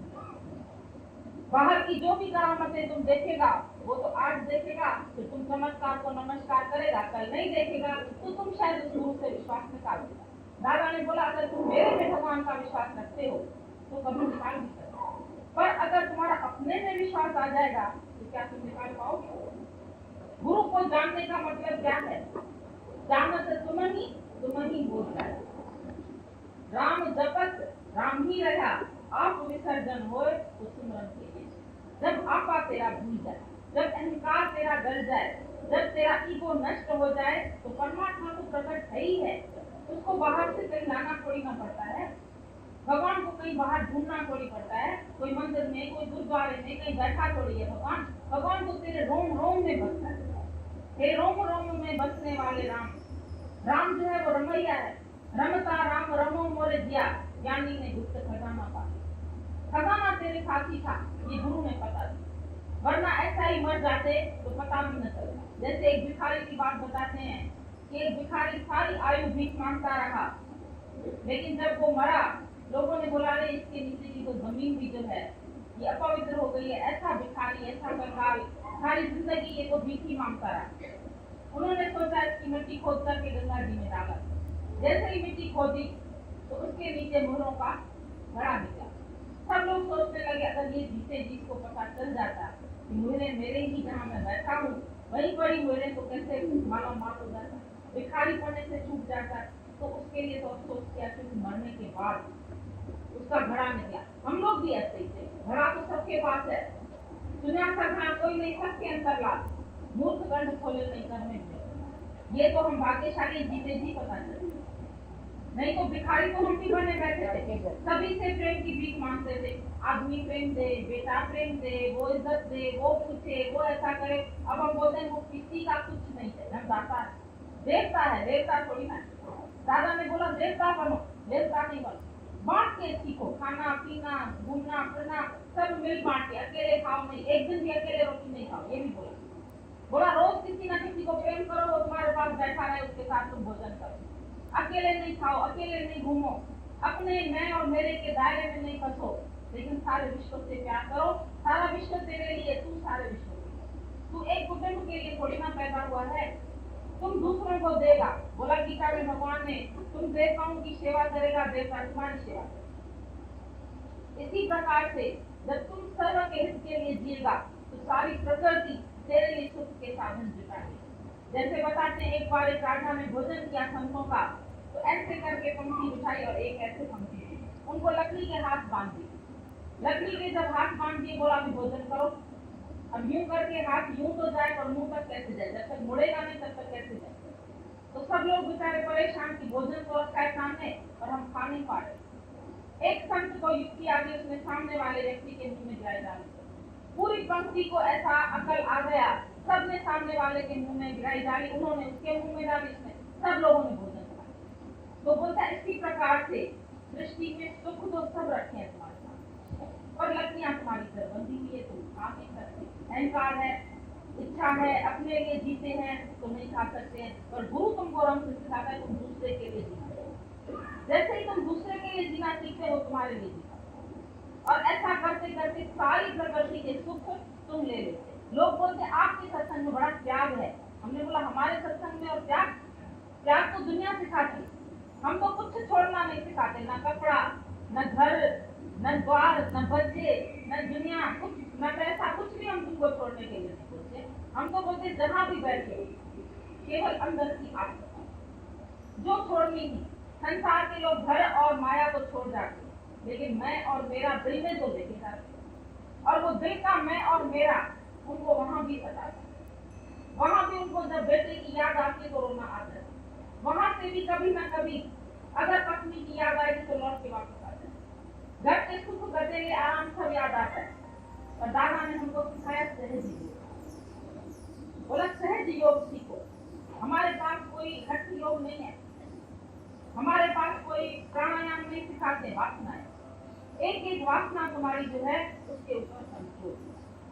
तुम बाहर से तो कंट्रोल सीखते, बाहर से मन को रोकना, बैठ से इंद्रियों को रोकना, पर हम बोलते हैं रोकना भी नहीं पड़ा है, लेकिन सहज ही हमारे से सब कुछ छूट जाता है। जैसे आज हम अपने घर से भोजन खा के निकले, हमको बाहर पुलाव की टेस्ट भी मिलेगी, हम बोलेंगे हमारा पेट, हम तृप्त हैं, हमको पुलाव से नफरत भी कोई नहीं है। इसी प्रकार जगत से हमको कोई नफरत भी नहीं सिखाई जा रहा है, लेकिन बोला इतनी तृप्ति अपने स्वरूप में कि हमको बाहर के किसी पदार्थ की आवश्यकता नहीं, किसी भी बाहर से इंद्रियों के सुख लेने की हमको जरूरत ही नहीं है, क्योंकि सुख स्वरूप मैं बाहर क्या सुख दूं, माया में कहाँ सुख रखा है। और अगर किसी में सुख है भी तो वो हमको क्यों मिलता है, क्योंकि उस वक्त हमारा मन एकाग्र है।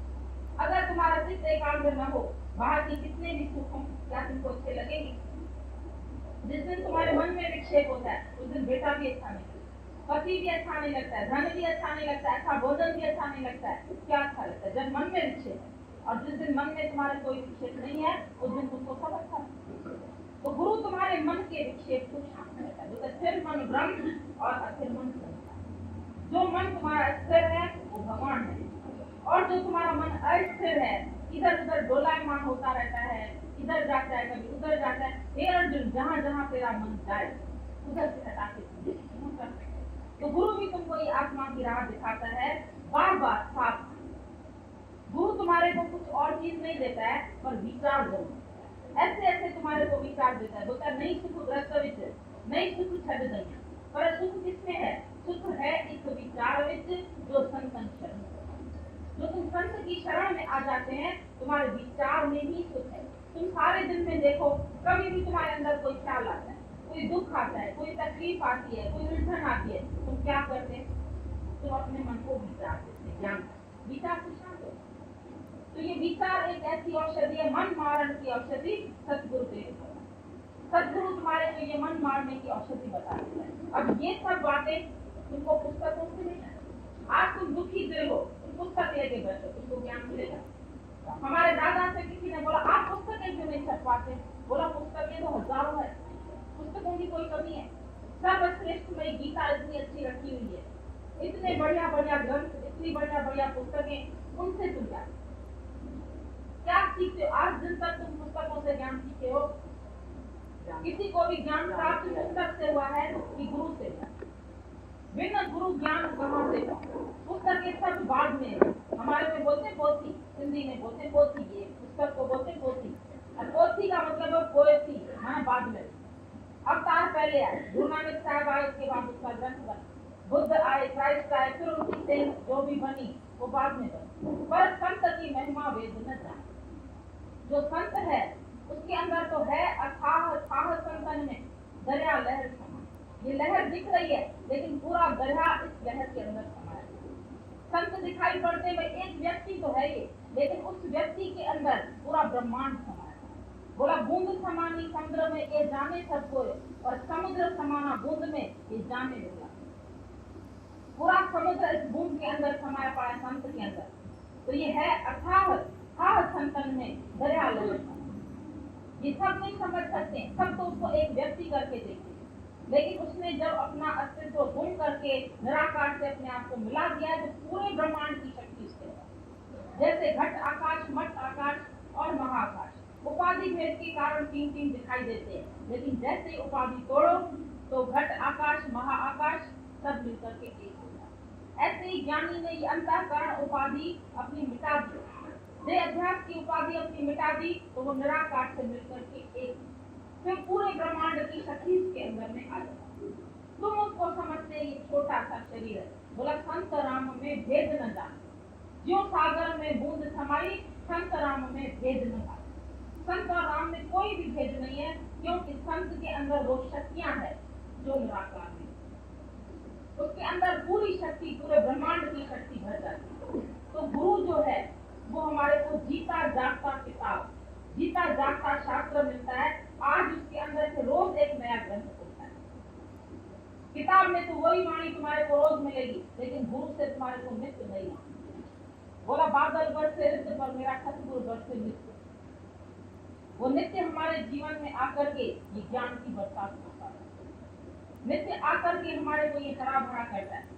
रोग हमारे अनुसार, जैसे कोई डॉक्टर होता है, समझो पिछले कई डॉक्टर अच्छे हो गए, बहुत बड़े बड़े हो गए, बहुत महान हो गए, लेकिन आज अगर हमको दवाई चाहिए तो हम आज का डॉक्टर ढूंढेंगे। आज हमको पढ़ाई करनी है तो हम आज का मास्टर ढूंढेंगे।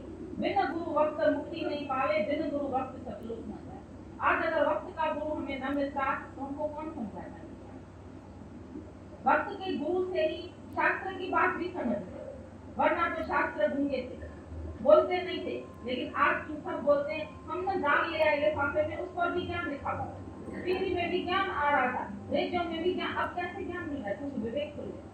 बोला जिसका विवेक खुला हुआ है उसके लिए पत्थर भी उसको ज्ञान देगा, और जिसका विवेक बंद है उसके लिए तो बोलता चालता गुरु भी, वो भी उसके लिए जड़ी बन जाए। वरना जब तुम्हारा गुरु विवेक हो तो पत्थर से ज्ञान उठाते, पानी से उठाते, बच्चों से उठाते। दत्तात्रेय ने 24 गुरु किए, सभी को उसने गुरु माना। क्यों? उसमें हर एक चीज से गुण था, उसकी दृष्टि गुण ग्राहक दृष्टि बन जाती। जब तेरी दृष्टि गुण ग्राहक दृष्टि बन जाती है तो तुम्हारे को हर चीज ज्ञान देती है, हर वस्तु। तुमको पुस्तक से ज्ञान पढ़ने की जरूरत नहीं। ये दादा ने नारा लगाया, बोला books and prayers are useless. तुम प्रेयर करते हैं, क्या करते हैं? भगवान से मांगते, भगवान ये दो, ये दो, ये दो। लेकिन दादा ने बोला प्रे नॉट, प्रेज गॉड। शुक्राने मानो ना, इतना पहले मिल चुका है, उसके तो तुम थैंक्स मानते नहीं, और मानते और मानते, और जो जितना मिला है उसको तो खाओ, वो तो पहनो, उसका तुम बता लो पठारी को मर की रोटी छोड़ जाओगे, हवस करते रहते, इकट्ठा करते रहते, संग्रह करते रहते। दादा ने बोला संग्रह नहीं करो, आज का दिन खाओ, कल की चिंता भगवान करेगा। आज तुम्हारे पास है ना, कल के लिए क्यों सोचते? जिस परमात्मा ने जल में जीव पाया बिना रोटी दे, तो तुम्हारे को रोटी नहीं मिलेगी, तुमको रोटी नहीं मिलेगी। तुम फिक्र करते हो, तुम चिंता करते हो। बोला चिंता और फिक्र में वो बढ़े जिसका कोई धनी नहीं बना, जिसका कोई मालिक न हो, लेकिन स्वयं निराकार परमात्मा तुम सबका दोस्त बन गया, तुम्हारा मालिक बन गया। अरे खाली तुम्हारी किसी मिनिस्टर से दोस्ती होती है, तुम फलक से चलते, तुम बोलते हैं हमारी फलाने से 1 मिनट में आपका काम करवा देंगे, हमारी उनसे दोस्ती। भगवान से तुम्हारी दोस्ती है तो तुमको फलक नहीं आती। आज तुम्हारा भगवान खुद आकर के दोस्त बन गया, खुद आ माना खुद आ, खुद आया तुम्हारे, तुमको बुलाना भी नहीं पड़ा, तुमको ढूंढना भी नहीं पड़ा, और खुदा माना आता भी खुद आ, खुद आता है। उसको ढूंढोगे तो बाहर नहीं मिलेगा। जो लोग ढूंढने गए वो भी चक्कर ही मार रहे, उनको नहीं मिला है भगवान, तुमको घर बैठे मुझे सतगुरु मिला। बोला पाठ पूजा भी की, द्वारे मंदिर गए, योग अभ्यास से मुझे मिलना। पोथी पुस्तक पढ़ी, फेरी माला बहुत, पर मुरझाया मन मेरा। संशय दूर हुए, मिल गया है हरि। जब हरि मिलते अर्जुन को भी, जब जीता जागता कृष्ण मिला। जब हम लोग बोलते हैं सरगुण और निर्गुण भक्ति, तो लोग सगुण भक्ति मूर्ति पूजा को समझते हैं। हकीकत में सरगुण माना कौन? जो सरगुण साकार स्वरूप में हमारे सामने आए वो है सरगुण। जैसे अर्जुन को कृष्ण मिले, गोपियों को कृष्ण मिले, भीमी को राम मिले, गुरु नानक साहब मिले अलेने को, इसी प्रकार से जब हमारे को भी ऐसा जीता जागता बोलता चलता चल फिरत मिले। अचल तीर्थ हमारा फायदा नहीं करेगा, अचल तीर्थ तो खड़े अपनी अपनी जगह पर, जो चल तीर्थ जो चल करके हमारे घर में।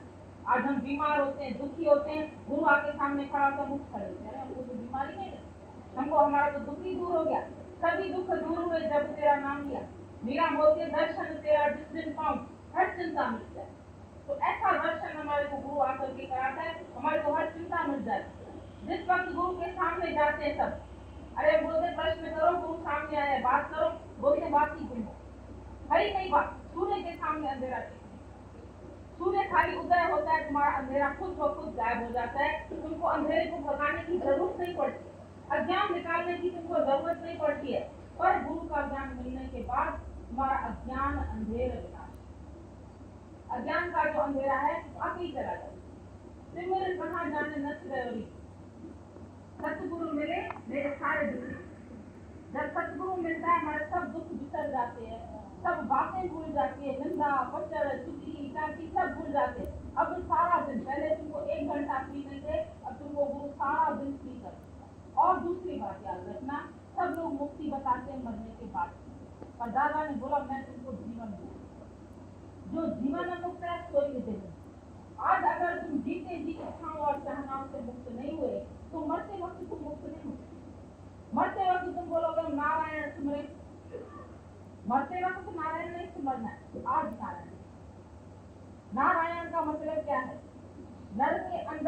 परमात्मा का घर है, नारायण। तुम समझते आयन माना घर, नारायण, नारायण माना क्या? वो नर, वो परमात्मा तेरे घर में रहे, तुम उसको पहचानो ना। तुम मूर्ख नारायण को भगवान ढूंढो, दूर ढूंढो। वो शंख चक्र गदा वाला कभी वो दर्शन देगा? अरे दर्शन के लिए तो दुनिया दीवानी है, ऐसी दीवानी है बोलती कहीं तो मिले हमारे को। भगवान बोलते हैं मैं भी इतना मूर्ख नहीं हूँ जो तुम्हारे सामने उसी रूप में आऊंगा। क्योंकि उस रूप में आऊँ कुछ तो बदल होंगे, लेकिन कुछ तो ऐसे जो जिसका पति चला गया होगा, जिसका वो बोले कि भगवान मिले नहीं तो उसको मार डाले। तो भगवान अगर उसी वेश में सेम में आएगा तो तुम उसको मार डालोगे। इसलिए वो छिप गया, बोलता है अर्जुन मैं युगे आता हूँ साधारण स्वरूप, छिप के आता हूँ, वैसे उसी रूप में नहीं आता। उसी रूप में अगर आ जाऊं तो तुम मेरे को मार डालो। छिप के आता है, फिर उसको कौन पहचानते? श्रद्धा वाले पहचानते, प्रेम वाले पहचान करते, सब नहीं पहचानते। सब तो उसको साधारण रूप करके देखते। जब वो गलियों से घूमता था कृष्ण, उसको कोई भगवान समझता था? तभी बेचारे को दुख लगा। एक दिन अर्जुन को बोला मुझे परमात्मा को ये मूर्ख लोग नहीं जानते, क्योंकि मैं साधारण रूप में आता हूँ, इसलिए ये सब मेरे को नहीं जानते, मेरी महिमा नहीं पहचानते, मेरे को एक साधारण व्यक्ति। पर कौन उसको समझ सकता है? जो श्रद्धा रखता है, जो प्रेम रखता है, और जिसके जीवन में आज हमारे ज्ञान में इधर तुमको पता चलता होगा कि कौन दुखी है, कौन विधवा है, कौन गरीब है, कौन ऐसा है, अभाव है किसी के पास। और एक ने आके हमको बोला हम लोग कुछ सहायता करना चाहते हैं आपकी सत्संग की। हमने बोला क्या सहायता करना चाहते? बोला हम लोग दान देना चाहते हैं, बहुत पैसा है हमारे पास। कोई आपके पास गरीब हो, कोई विधवाएं हो, किसके पास घर न हो, कोई बेघर हो, ऐसे ऐसे व्यक्तियों को हम आपकी हेल्प देना चाहते हैं, अपनी हेल्प देना चाहते हैं। हमने बोला पूछ लो इनमें से जितने भी बैठे हैं, इनमें कौन कौन गरीब है वो खड़ा हो जाए। कोई होगा? कोई गरीब है, कोई विधवा है, किसी के पास कमी है पैसे की। हमको कल किसी ने बोला हमको लगता है आप तो बहुत शाहूकार है। हमने बोला बात सच्ची है, दूर मिल गया तो भी शाहूकार नहीं होंगे तो कौन शाहूकार? लगता तो ये है कि आपके पास बहुत लाखों की जायदाद है, लाखों क्या करोड़ों की सारी सृष्टि मेरी है। एक घर थोड़ी हमारा, खाली एक बैंक थोड़ी हमारे पास सारी बैंक है। हमारे पास सबके पास पासबुक है, सब बैंक होगा मेरे पास, लेकिन चेकबुक हम नहीं रखते। चाहिए कुछ नहीं। प्रकृति अपने आप सब कुछ खिला रही है, पिला रही है, दे रही है, घुमा रही है, फिरा रही है, सारा वक्त हमारा ख्याल कर रही है, तो हम ही था क्यों पड़े? जब सारी प्रकृति मेरी सेवा में लगी पड़ी, सुबह से उठ करके चांद सूरज सितारे ये वो सब हमारी सेवा में तो लगे। हमने कल देखा कहीं काटियां बन रही थी बाजार में, कहीं कपड़ा बिक रहा था, कहीं कोई ठेलों पर चीजें ला रहा था, कोई सब्जी वाला, कोई दूध। हमने बोला बेचारे सब देखो एक मानव की सेवा में लगे, लेकिन मनुष्य शरीर खुश है। सब प्रकृति पूरी मनुष्य की सेवा में लगी है, लेकिन मनुष्य को खुश होने की अगर आदत नहीं है तो नहीं होता है। पर गुरु हमारी आदत बना, तभी लगता है। अरे अभी तो लखपति हो, दादा को लोग बोलते थे दादा तुम न अमीरों के घर में जाती, तुमको भी पक्षपात है, क्या तुम किसी गरीब के घर में रहोगे? तुमको भी बंगला चाहिए, मोटर चाहिए, सुख चाहिए, सुविधा चाहिए, तुम भी अमीर लोगों के पास रहते। दादा ने बोला जिसके पास मैं रहता हूँ वो अमीर हो जाता है, हम अमीरों के पास रहते नहीं है। लेकिन जिसके पास भगवान जाए तो क्या लक्ष्मी उसके पीछे नहीं जाए? जहाँ नारायण रहेगा वहाँ लक्ष्मी उसकी सेवा के लिए नहीं जाए। मैं तो नहीं बोलता कि मेरे को ये चाहिए वो चाहिए, मैं तो एक जमीन पर बैठ करके तुम्हारे साथ खाने को भी तैयार, मुझे कोई फर्क नहीं, मुझे कोई भूजम नहीं है, कोई मुझे पूजा नहीं करवानी कि मेरे को बड़ा ऊंचा महल चाहिए, एयर कंडीशन हाल चाहिए। यहाँ तक हम लोग दादा से बोलते थे दादा आपके लिए फर्स्ट क्लास की टिकट ले रहे, हम लोग थर्ड में ट्रेवल करते। बोलता था नहीं, ये तो नाला की है कि मैं तुम्हारे से अलग बैठूं, 2 दिन का सफर है बॉम्बे से यहाँ तक, मैं तो तुम लोग के साथ बैठूंगा, तुम हमको दृष्टांत सुनाना, बातें सुनाना, मैं तुमको ज्ञान सुनाऊंगा, हम लोग तो मजे से बैठेंगे अपने बच्चों के साथ, कोई अलग में जाके बैठेंगे। तो तुम देखो और सब गुरु अकेले चलेंगे, अकेले कार में बैठे। दादा अनुभव को बिठाता, बोला बैठो हमारे साथ, चलो हमारे साथ, घूमो हमारे साथ, फिरो हमारे। अरे हमारे साथ नहीं घूमोगे तो कहाँ घूमोगे? इकट्ठा घुमाते थे, इकट्ठा खिलाते थे, इकट्ठा खिलाते थे, जहाँ बैठते थे सब पद पर सत्संग होता था, कभी वो अपनी कुर्सी अलग भी दे।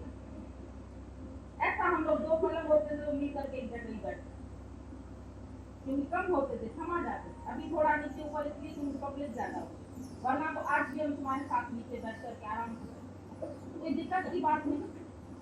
तो ये दादा ने जो संपर्क पर बिठाया, भेदभाव नहीं रखा, अभेद भक्ति सिखाई शुरू से। अद्वैत मत, द्वैत नहीं कि मैं गुरु हूँ तुम शिष्य, सारी उम्र हमारे जैसा ऐसा काम कोई नहीं डरता था। जैसे दादा की गोदी में बच्चा पोता जो है वो अपने आप जाकर बैठ जाता है, डरता है दादा, अपने बाप से डरता है, अपनी माँ से डरता है, कैसे बिल्कुल निष्कपट भाव से जाके बैठता है। इज्जत भी होती है माँ बाप के लिए, प्यार भी होता है, विकास भी होता है, लेकिन डर नहीं। ऐसे हम लोग दादाजी के साथ अपना बच्चा समझ करके उन्होंने हमको पाला, बड़ा किया। कभी भी उन्होंने ये अंतर नहीं रखा कि हम गुरु है तो हमारे से बात नहीं करते। बोलते थे जो भी बात करनी है तुम बिल्कुल निष्काम भाव से, बिल्कुल अंदर में निडर होकर के हमारे से बात करो। हमारा भी कोई ऐप देखो, हमारा भी कोई कर्म देखो तो हमको बताओ। ये नहीं कि हाँ मैं बड़ा गुरु हो गया तुम क्यों बताते हमारे को, तुम हमारे कर्म में क्यों जाते। उसका कोई बात पूछता था, वो एक एक बात क्लियर करके बताते थे कि मेरे इस कर्म का ये बात क्लियर कर।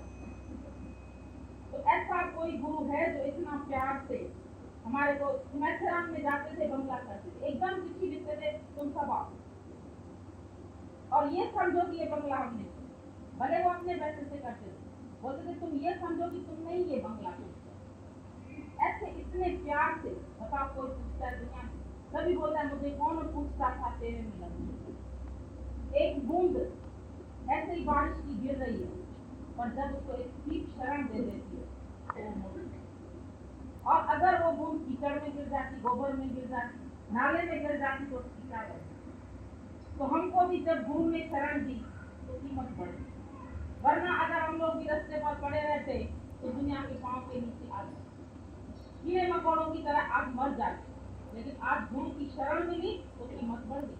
आज सब पहचानते हैं, सब प्यार करते हैं, तो हमको हर पल प्रभु के शुक्राने आते हैं कि कैसा सदगुरु, कैसा दादा हमारे जीवन में आया, जो आज हम सबका जीवन इतना उज्जवल, इतना पवित्र, इतना शांत। और अब तो हमको समझ नहीं आता है कि माया में कोई सुख होता भी है, या जब लोग आकर के बातें करते हैं ऐसे ऐसे ऐसे जगत में ये हो रहा है वो हो रहा है, तो हमको तो लगता है हमारे दादा ने जगत ही दिखा करवा, याद ही नहीं है कोई जगत की बात, न जगत के बारे में सोचते हैं, न बात करते हैं, न फुर्सत रही है। अरे 24 घंटा ये कार्य ऐसा दे दिया है दादा ने कि 1 मिनट भी खत्म नहीं होता।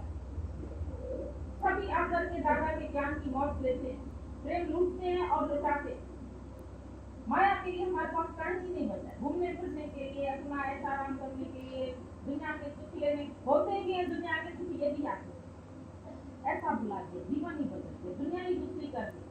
बोला तुमने मेरे को प्यार किया, और प्यार करके क्या किया, एक नई दुनिया में बताया।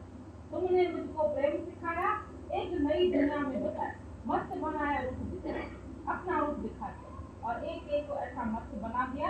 अभी तुम सब भी उस दादा की कृपा से ही इस छत्र छाया में बैठे हैं, और तुमको भी जो भी अपना अनुभव बताना है किसी को भी तो तुम बता दो, अपनी बात कर सकते हैं कि तुम्हारे जीवन में भी ऐसा परिवर्तन आया जैसा हमारा आया, या खाली हम ही बोलते हैं। ये दादा ने ये ज्ञान जो है ऐसा फैलाया, जो है भी सरल, कितना सरल सब समझ गए, और अंदर में ऐसा देख के सबको हमारे अंदर की खुशी और शुक्राने आ रहे हैं, जिसका हम मुख्य वर्णन है, इतना शुक्राना।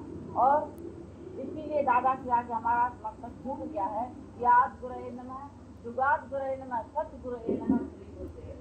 क्यों? ये ज्ञान दादा का ही छुआ, जो किसी ने भी साधु संत ने आज दिन तक ऐसा ज्ञान, जो दादाजी ने ये ज्ञान सरल करके सारे वेदों का, सारे शास्त्रों का, सारे पुराणों का सब मेहनत दादा थी, और उसी ने ऐसा थोड़े में ज्ञान नहीं दिया जो तुम लोग आज सब ऐसा समझ गए। नहीं तो हमको तो अपनी लाइफ का ही अनुभव है कि कैसे छोटेपन से लेके हम बहुत साधु संतों के पास गए, बहुत तीर्थ तप यज्ञ हवन जो भी दुनिया की बातें हैं सब करते थे, लेकिन कहीं भी ये आत्मज्ञान ऐसा सरल नहीं। पुस्तक बहुत पढ़े, बहुत वेद पढ़े, बड़े शास्त्र पढ़े, बड़े सुखमनी याद कर ली, अष्टावक्र गीता हमको पूरी याद थी चलो को, लेकिन ऐसा ज्ञान नहीं। तो ये देख के सबको हमारे अंदर में ऐसी खुशी आई कि हम भी लाइफ में इतना अनुभव लेके आए हैं कि जहाँ हमने देखा कि ऐसा ज्ञान, ने इस ज्ञान की नींव डाली है, खुद कुर्बान होके मेहनत करके 14-15 साल दादाजी ने अंदर बैठ के इस ज्ञान को निकाला और कैसा खड़े करके सबके लिए ये ज्ञान दिया, जो जैसे थोड़े में ये लोग समझ जाए, क्योंकि दादा को पता था मनुष्य का कोई ठिकाना नहीं। इतना टाइम उनके पास नहीं है जितना किताब पढ़े, इतने शास्त्र पढ़े, इतने मंत्र जपे। कई लोग जो शास्त्र है गुरु गोसाई वो सब मंत्र दे, ओम शिवम जाके जपो या इतनी जाके ये मेहनत करो, लेकिन किसी ने भी ये सच पहले ही दिन नहीं बताया कि जो मैं हूँ तो तू है, जो तू है तू, मेरे में और तेरे में कोई भेद नहीं है, हम ब्रह्मस्मयी तत्व में। देखो सारे वेदों का, सारे शास्त्रों का निचोड़ यही है, जो कोई भी साधु संत को नहीं बताएगा ओम जाके जपो, शिवम जाके जपो, लेकिन कभी तुमको ये खोल के नहीं बताया, ये रहस्य नहीं दिया अंदर का कि सो प्रभु दूर नहीं सोचती, काल को कल का मैं काल को दूर रहो सर्वशाई, सो प्रभु दूर नहीं सोचती। ऐसी बात किसी ने नहीं, हमको तो नहीं मिली। हम तो बहुत शास्त्र भी पढ़े, तीर्थ तप भी किया, दान भी किया, यज्ञ भी किया, छोटी उम्र से लेके ही न जाने क्या क्या कर दिया। शरीर कटाए हमें कर राशि, वृत्त नेम करे बहु भांति, नहीं तुल राम नाम विचार, गुरुमुख नाम जप एक। ये बताइए पढ़ते रोज से कि गुरु के मुख से ही ये सच मिलेगा, ये मिलेगा। लेकिन बहुत तीर्थ तप में लग गए, ऋषि मुनियों के पास गए, साधु संतों में अनेक बहुत पहुंचे हुए संत, हम समझते थे इसको देखे शायद मेरे को परमात्मा मिल जाए, बहुत हम उनकी शक्ल में देख रहे, और दादाजी तो मिले साधारण। और पहले हम सच बताएं, दादा को ऐसा हमने महान नहीं समझा। जब देखा साधारण ड्रेस में, हमको क्या पता है इतना महान है या ऐसा ब्रह्मज्ञानी है, ये नहीं जाना, लेकिन ऐसा समझा कोई महापुरुष है, कोई सत्पुरुष है, ऐसी बातें बता रहे हैं। लेकिन वेश दादा का देखा, वही बुशर्ट पैंट पहन के जब आते थे साधारण वेश में, तो ऐसा नहीं महान समझा था। लेकिन आज जब हम सबको ऐसा देखते हैं तो हमको ऐसा दादाजी का और कदर आता है और उसकी महानता लगती है कि कैसे उसने ज्ञान को दिया, तो थोड़े में, लेकिन कैसा महान है कि कोई एक अक्षर सुनता है तो माला मार, एक अक्षर भी कोई दादाजी के ज्ञान का ले जाता है एक पॉइंट में, तो वो उसके जीवन में दे जाता है, उसका जीवन बदल जाता है। आप घात करने से बच जाते हैं, गिरने से बच जाते हैं, विकारों से बच जाते हैं। जो कोई भी मंच ऐसा ऋषि मुनि नहीं मिला था जो हमको ऐसे बचा। सारी दुनिया जल रही थी, बिना आग चले संसार, लेकिन कोई भी इस आग बुझाने वाला नहीं मिला था।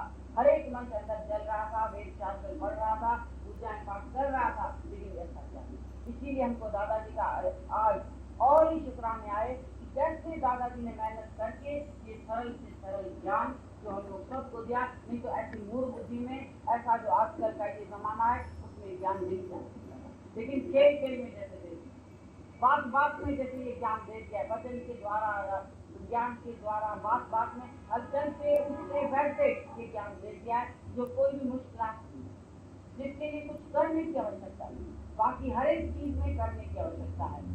ध्यान करो, धारणा करो, मंत्र जपो, कुछ यज्ञ करो, करना है, लेकिन यहाँ कुछ भी करने की आवश्यकता नहीं है। जो जाने मैं कुछ करता सब लगा, ये किसी ने भी रहस्य नहीं बताया कि जो भी तुम करता है वो इनकार से करता है तो तुम्हारा निष्फल जाता है। तीर्थ तप और दान कर मन में भरे गुमान, नान का निष्फल जाइए जी तुम करना। ये कहाँ पता था, पढ़ा तो, लेकिन काम तो वही करते रहते, समझते थे अच्छा कर्म है, सत्कर्म, शायद इस करने से अभिलाषा तो सबकी, शायद इस कर्म करने से हमको परमात्मा का दीदार हो जाए। इस दर्शन के लिए सारी दुनिया भटक गई, लेकिन ये किसी ने नहीं बताया कि अपना रूप पहचान समर्पण दर्शन के लिए, ये किसी ने नहीं बताया कि तू ही वो सच है, तू ही वो आत्मा है, तू ही निराकार है, तू ही निराकार ये साकार उदाहरण करके आया। ये बात यही एक रहस्य जो है वो जो दादा ने खोल के पहले ही दिन दे दिया, तो इतनी खुशी आई। अरे हम तो इतना भटक रहे थे इस सच को जानने के लिए, दर्शन के लिए, न जाने कहाँ भटके, लेकिन दादाजी कहता है तू ही वो सच है, ओम शिवोहम, वो सच जो है, ओम जो वो तू खुद है, तू ही निराकार रूप धारण करके आया, अल्लाह आदम बन के आया, निराकार साकार भाग के आया जग में। ये जब दादा का नारा सुना रहे मेरे गुलाम को कितनी उम्र न हूँ मैं, सब तेरे ही पास है, मुझको का ढूंढ रहे बंदे, मैं तो हूँ तेरे पास है, मेरे पास मैं ही तो हूँ, लेकिन ये बात किसने जानी नहीं, किसने बताई नहीं। हम समझ रहे परमात्मा बाहर मिलेगा, भगवान शायद बाहर ढूंढने से मिलेगा, क्या व्यक्त करने से मिलेगा, क्या कब करने से मिलेगा, बहुत दूर, बहुत समझने से मुश्किल बात है। लेकिन दादाजी ने जब बता रहे जो मैं हूँ तो सूरज तो मैं, मेरे में तेरे में कोई भेद नहीं है, तेरे ही बात, तेरे अंदर हीरे मोती, तेरे अंदर चमकी ज्योति। जब ये बात नहीं अंदर खुशी आई, अरे ये तो बात किसी ने नहीं बताई, और यही बात तुम सबके अंदर में इतना जल्दी आ जाती है, इसलिए तुम्हारे अंदर में खुशी आती है और चेंज आता है। जो कितना भी सुना हुआ हृदय हम देखते हैं, वो एक दिन भी आता है हमारे पास, एक दिन भी ये ज्ञान सुनते हैं, एक बात भी हमारी समझते हैं इधर, तो इतने खुश हो जाते हैं जैसे माला माल होता है। बाकी तो दुनिया में सबके पास सब कुछ है, दुनिया का कहाँ कोई नहीं, सबके अंदर लाभ, लेकिन ये सच मूर्ख बंद खोले में करनी भयो कंगाल है सबके पास, लेकिन कोई ऐसा सत्गुरु ऐसा नहीं मिला था जो सच को खोल है। तो सब में लिखा हुआ, सब में था। हमारा गुरु नानक साहब भी लिख के गया, लेकिन बताया हमने भी पढ़ ली, समझ से सुखमणि पढ़ ली, गुरु के अनुसार पढ़ लिया, बात कर लिया, बहुत हमने काम कर लिया, लेकिन उसके साथ अहंकार और करते थे कि मैं करता हूँ, मैं पाठ करता हूँ, मैं पूजा करता हूँ। ये अहंकार भी किसने नहीं बताया कि अहंकार है। हम समझते अच्छा है, हम तो अच्छा आदमी, हम अच्छा कर्म करते हैं, लेकिन मैं करता हूँ ये अहंकार भी कोई नहीं। जो जाने मैं कुछ करता तब लगन कुछ नहीं करता, जैसी तो कोई अनोखी बात है जो लिखी हुई तो थी, लेकिन जानना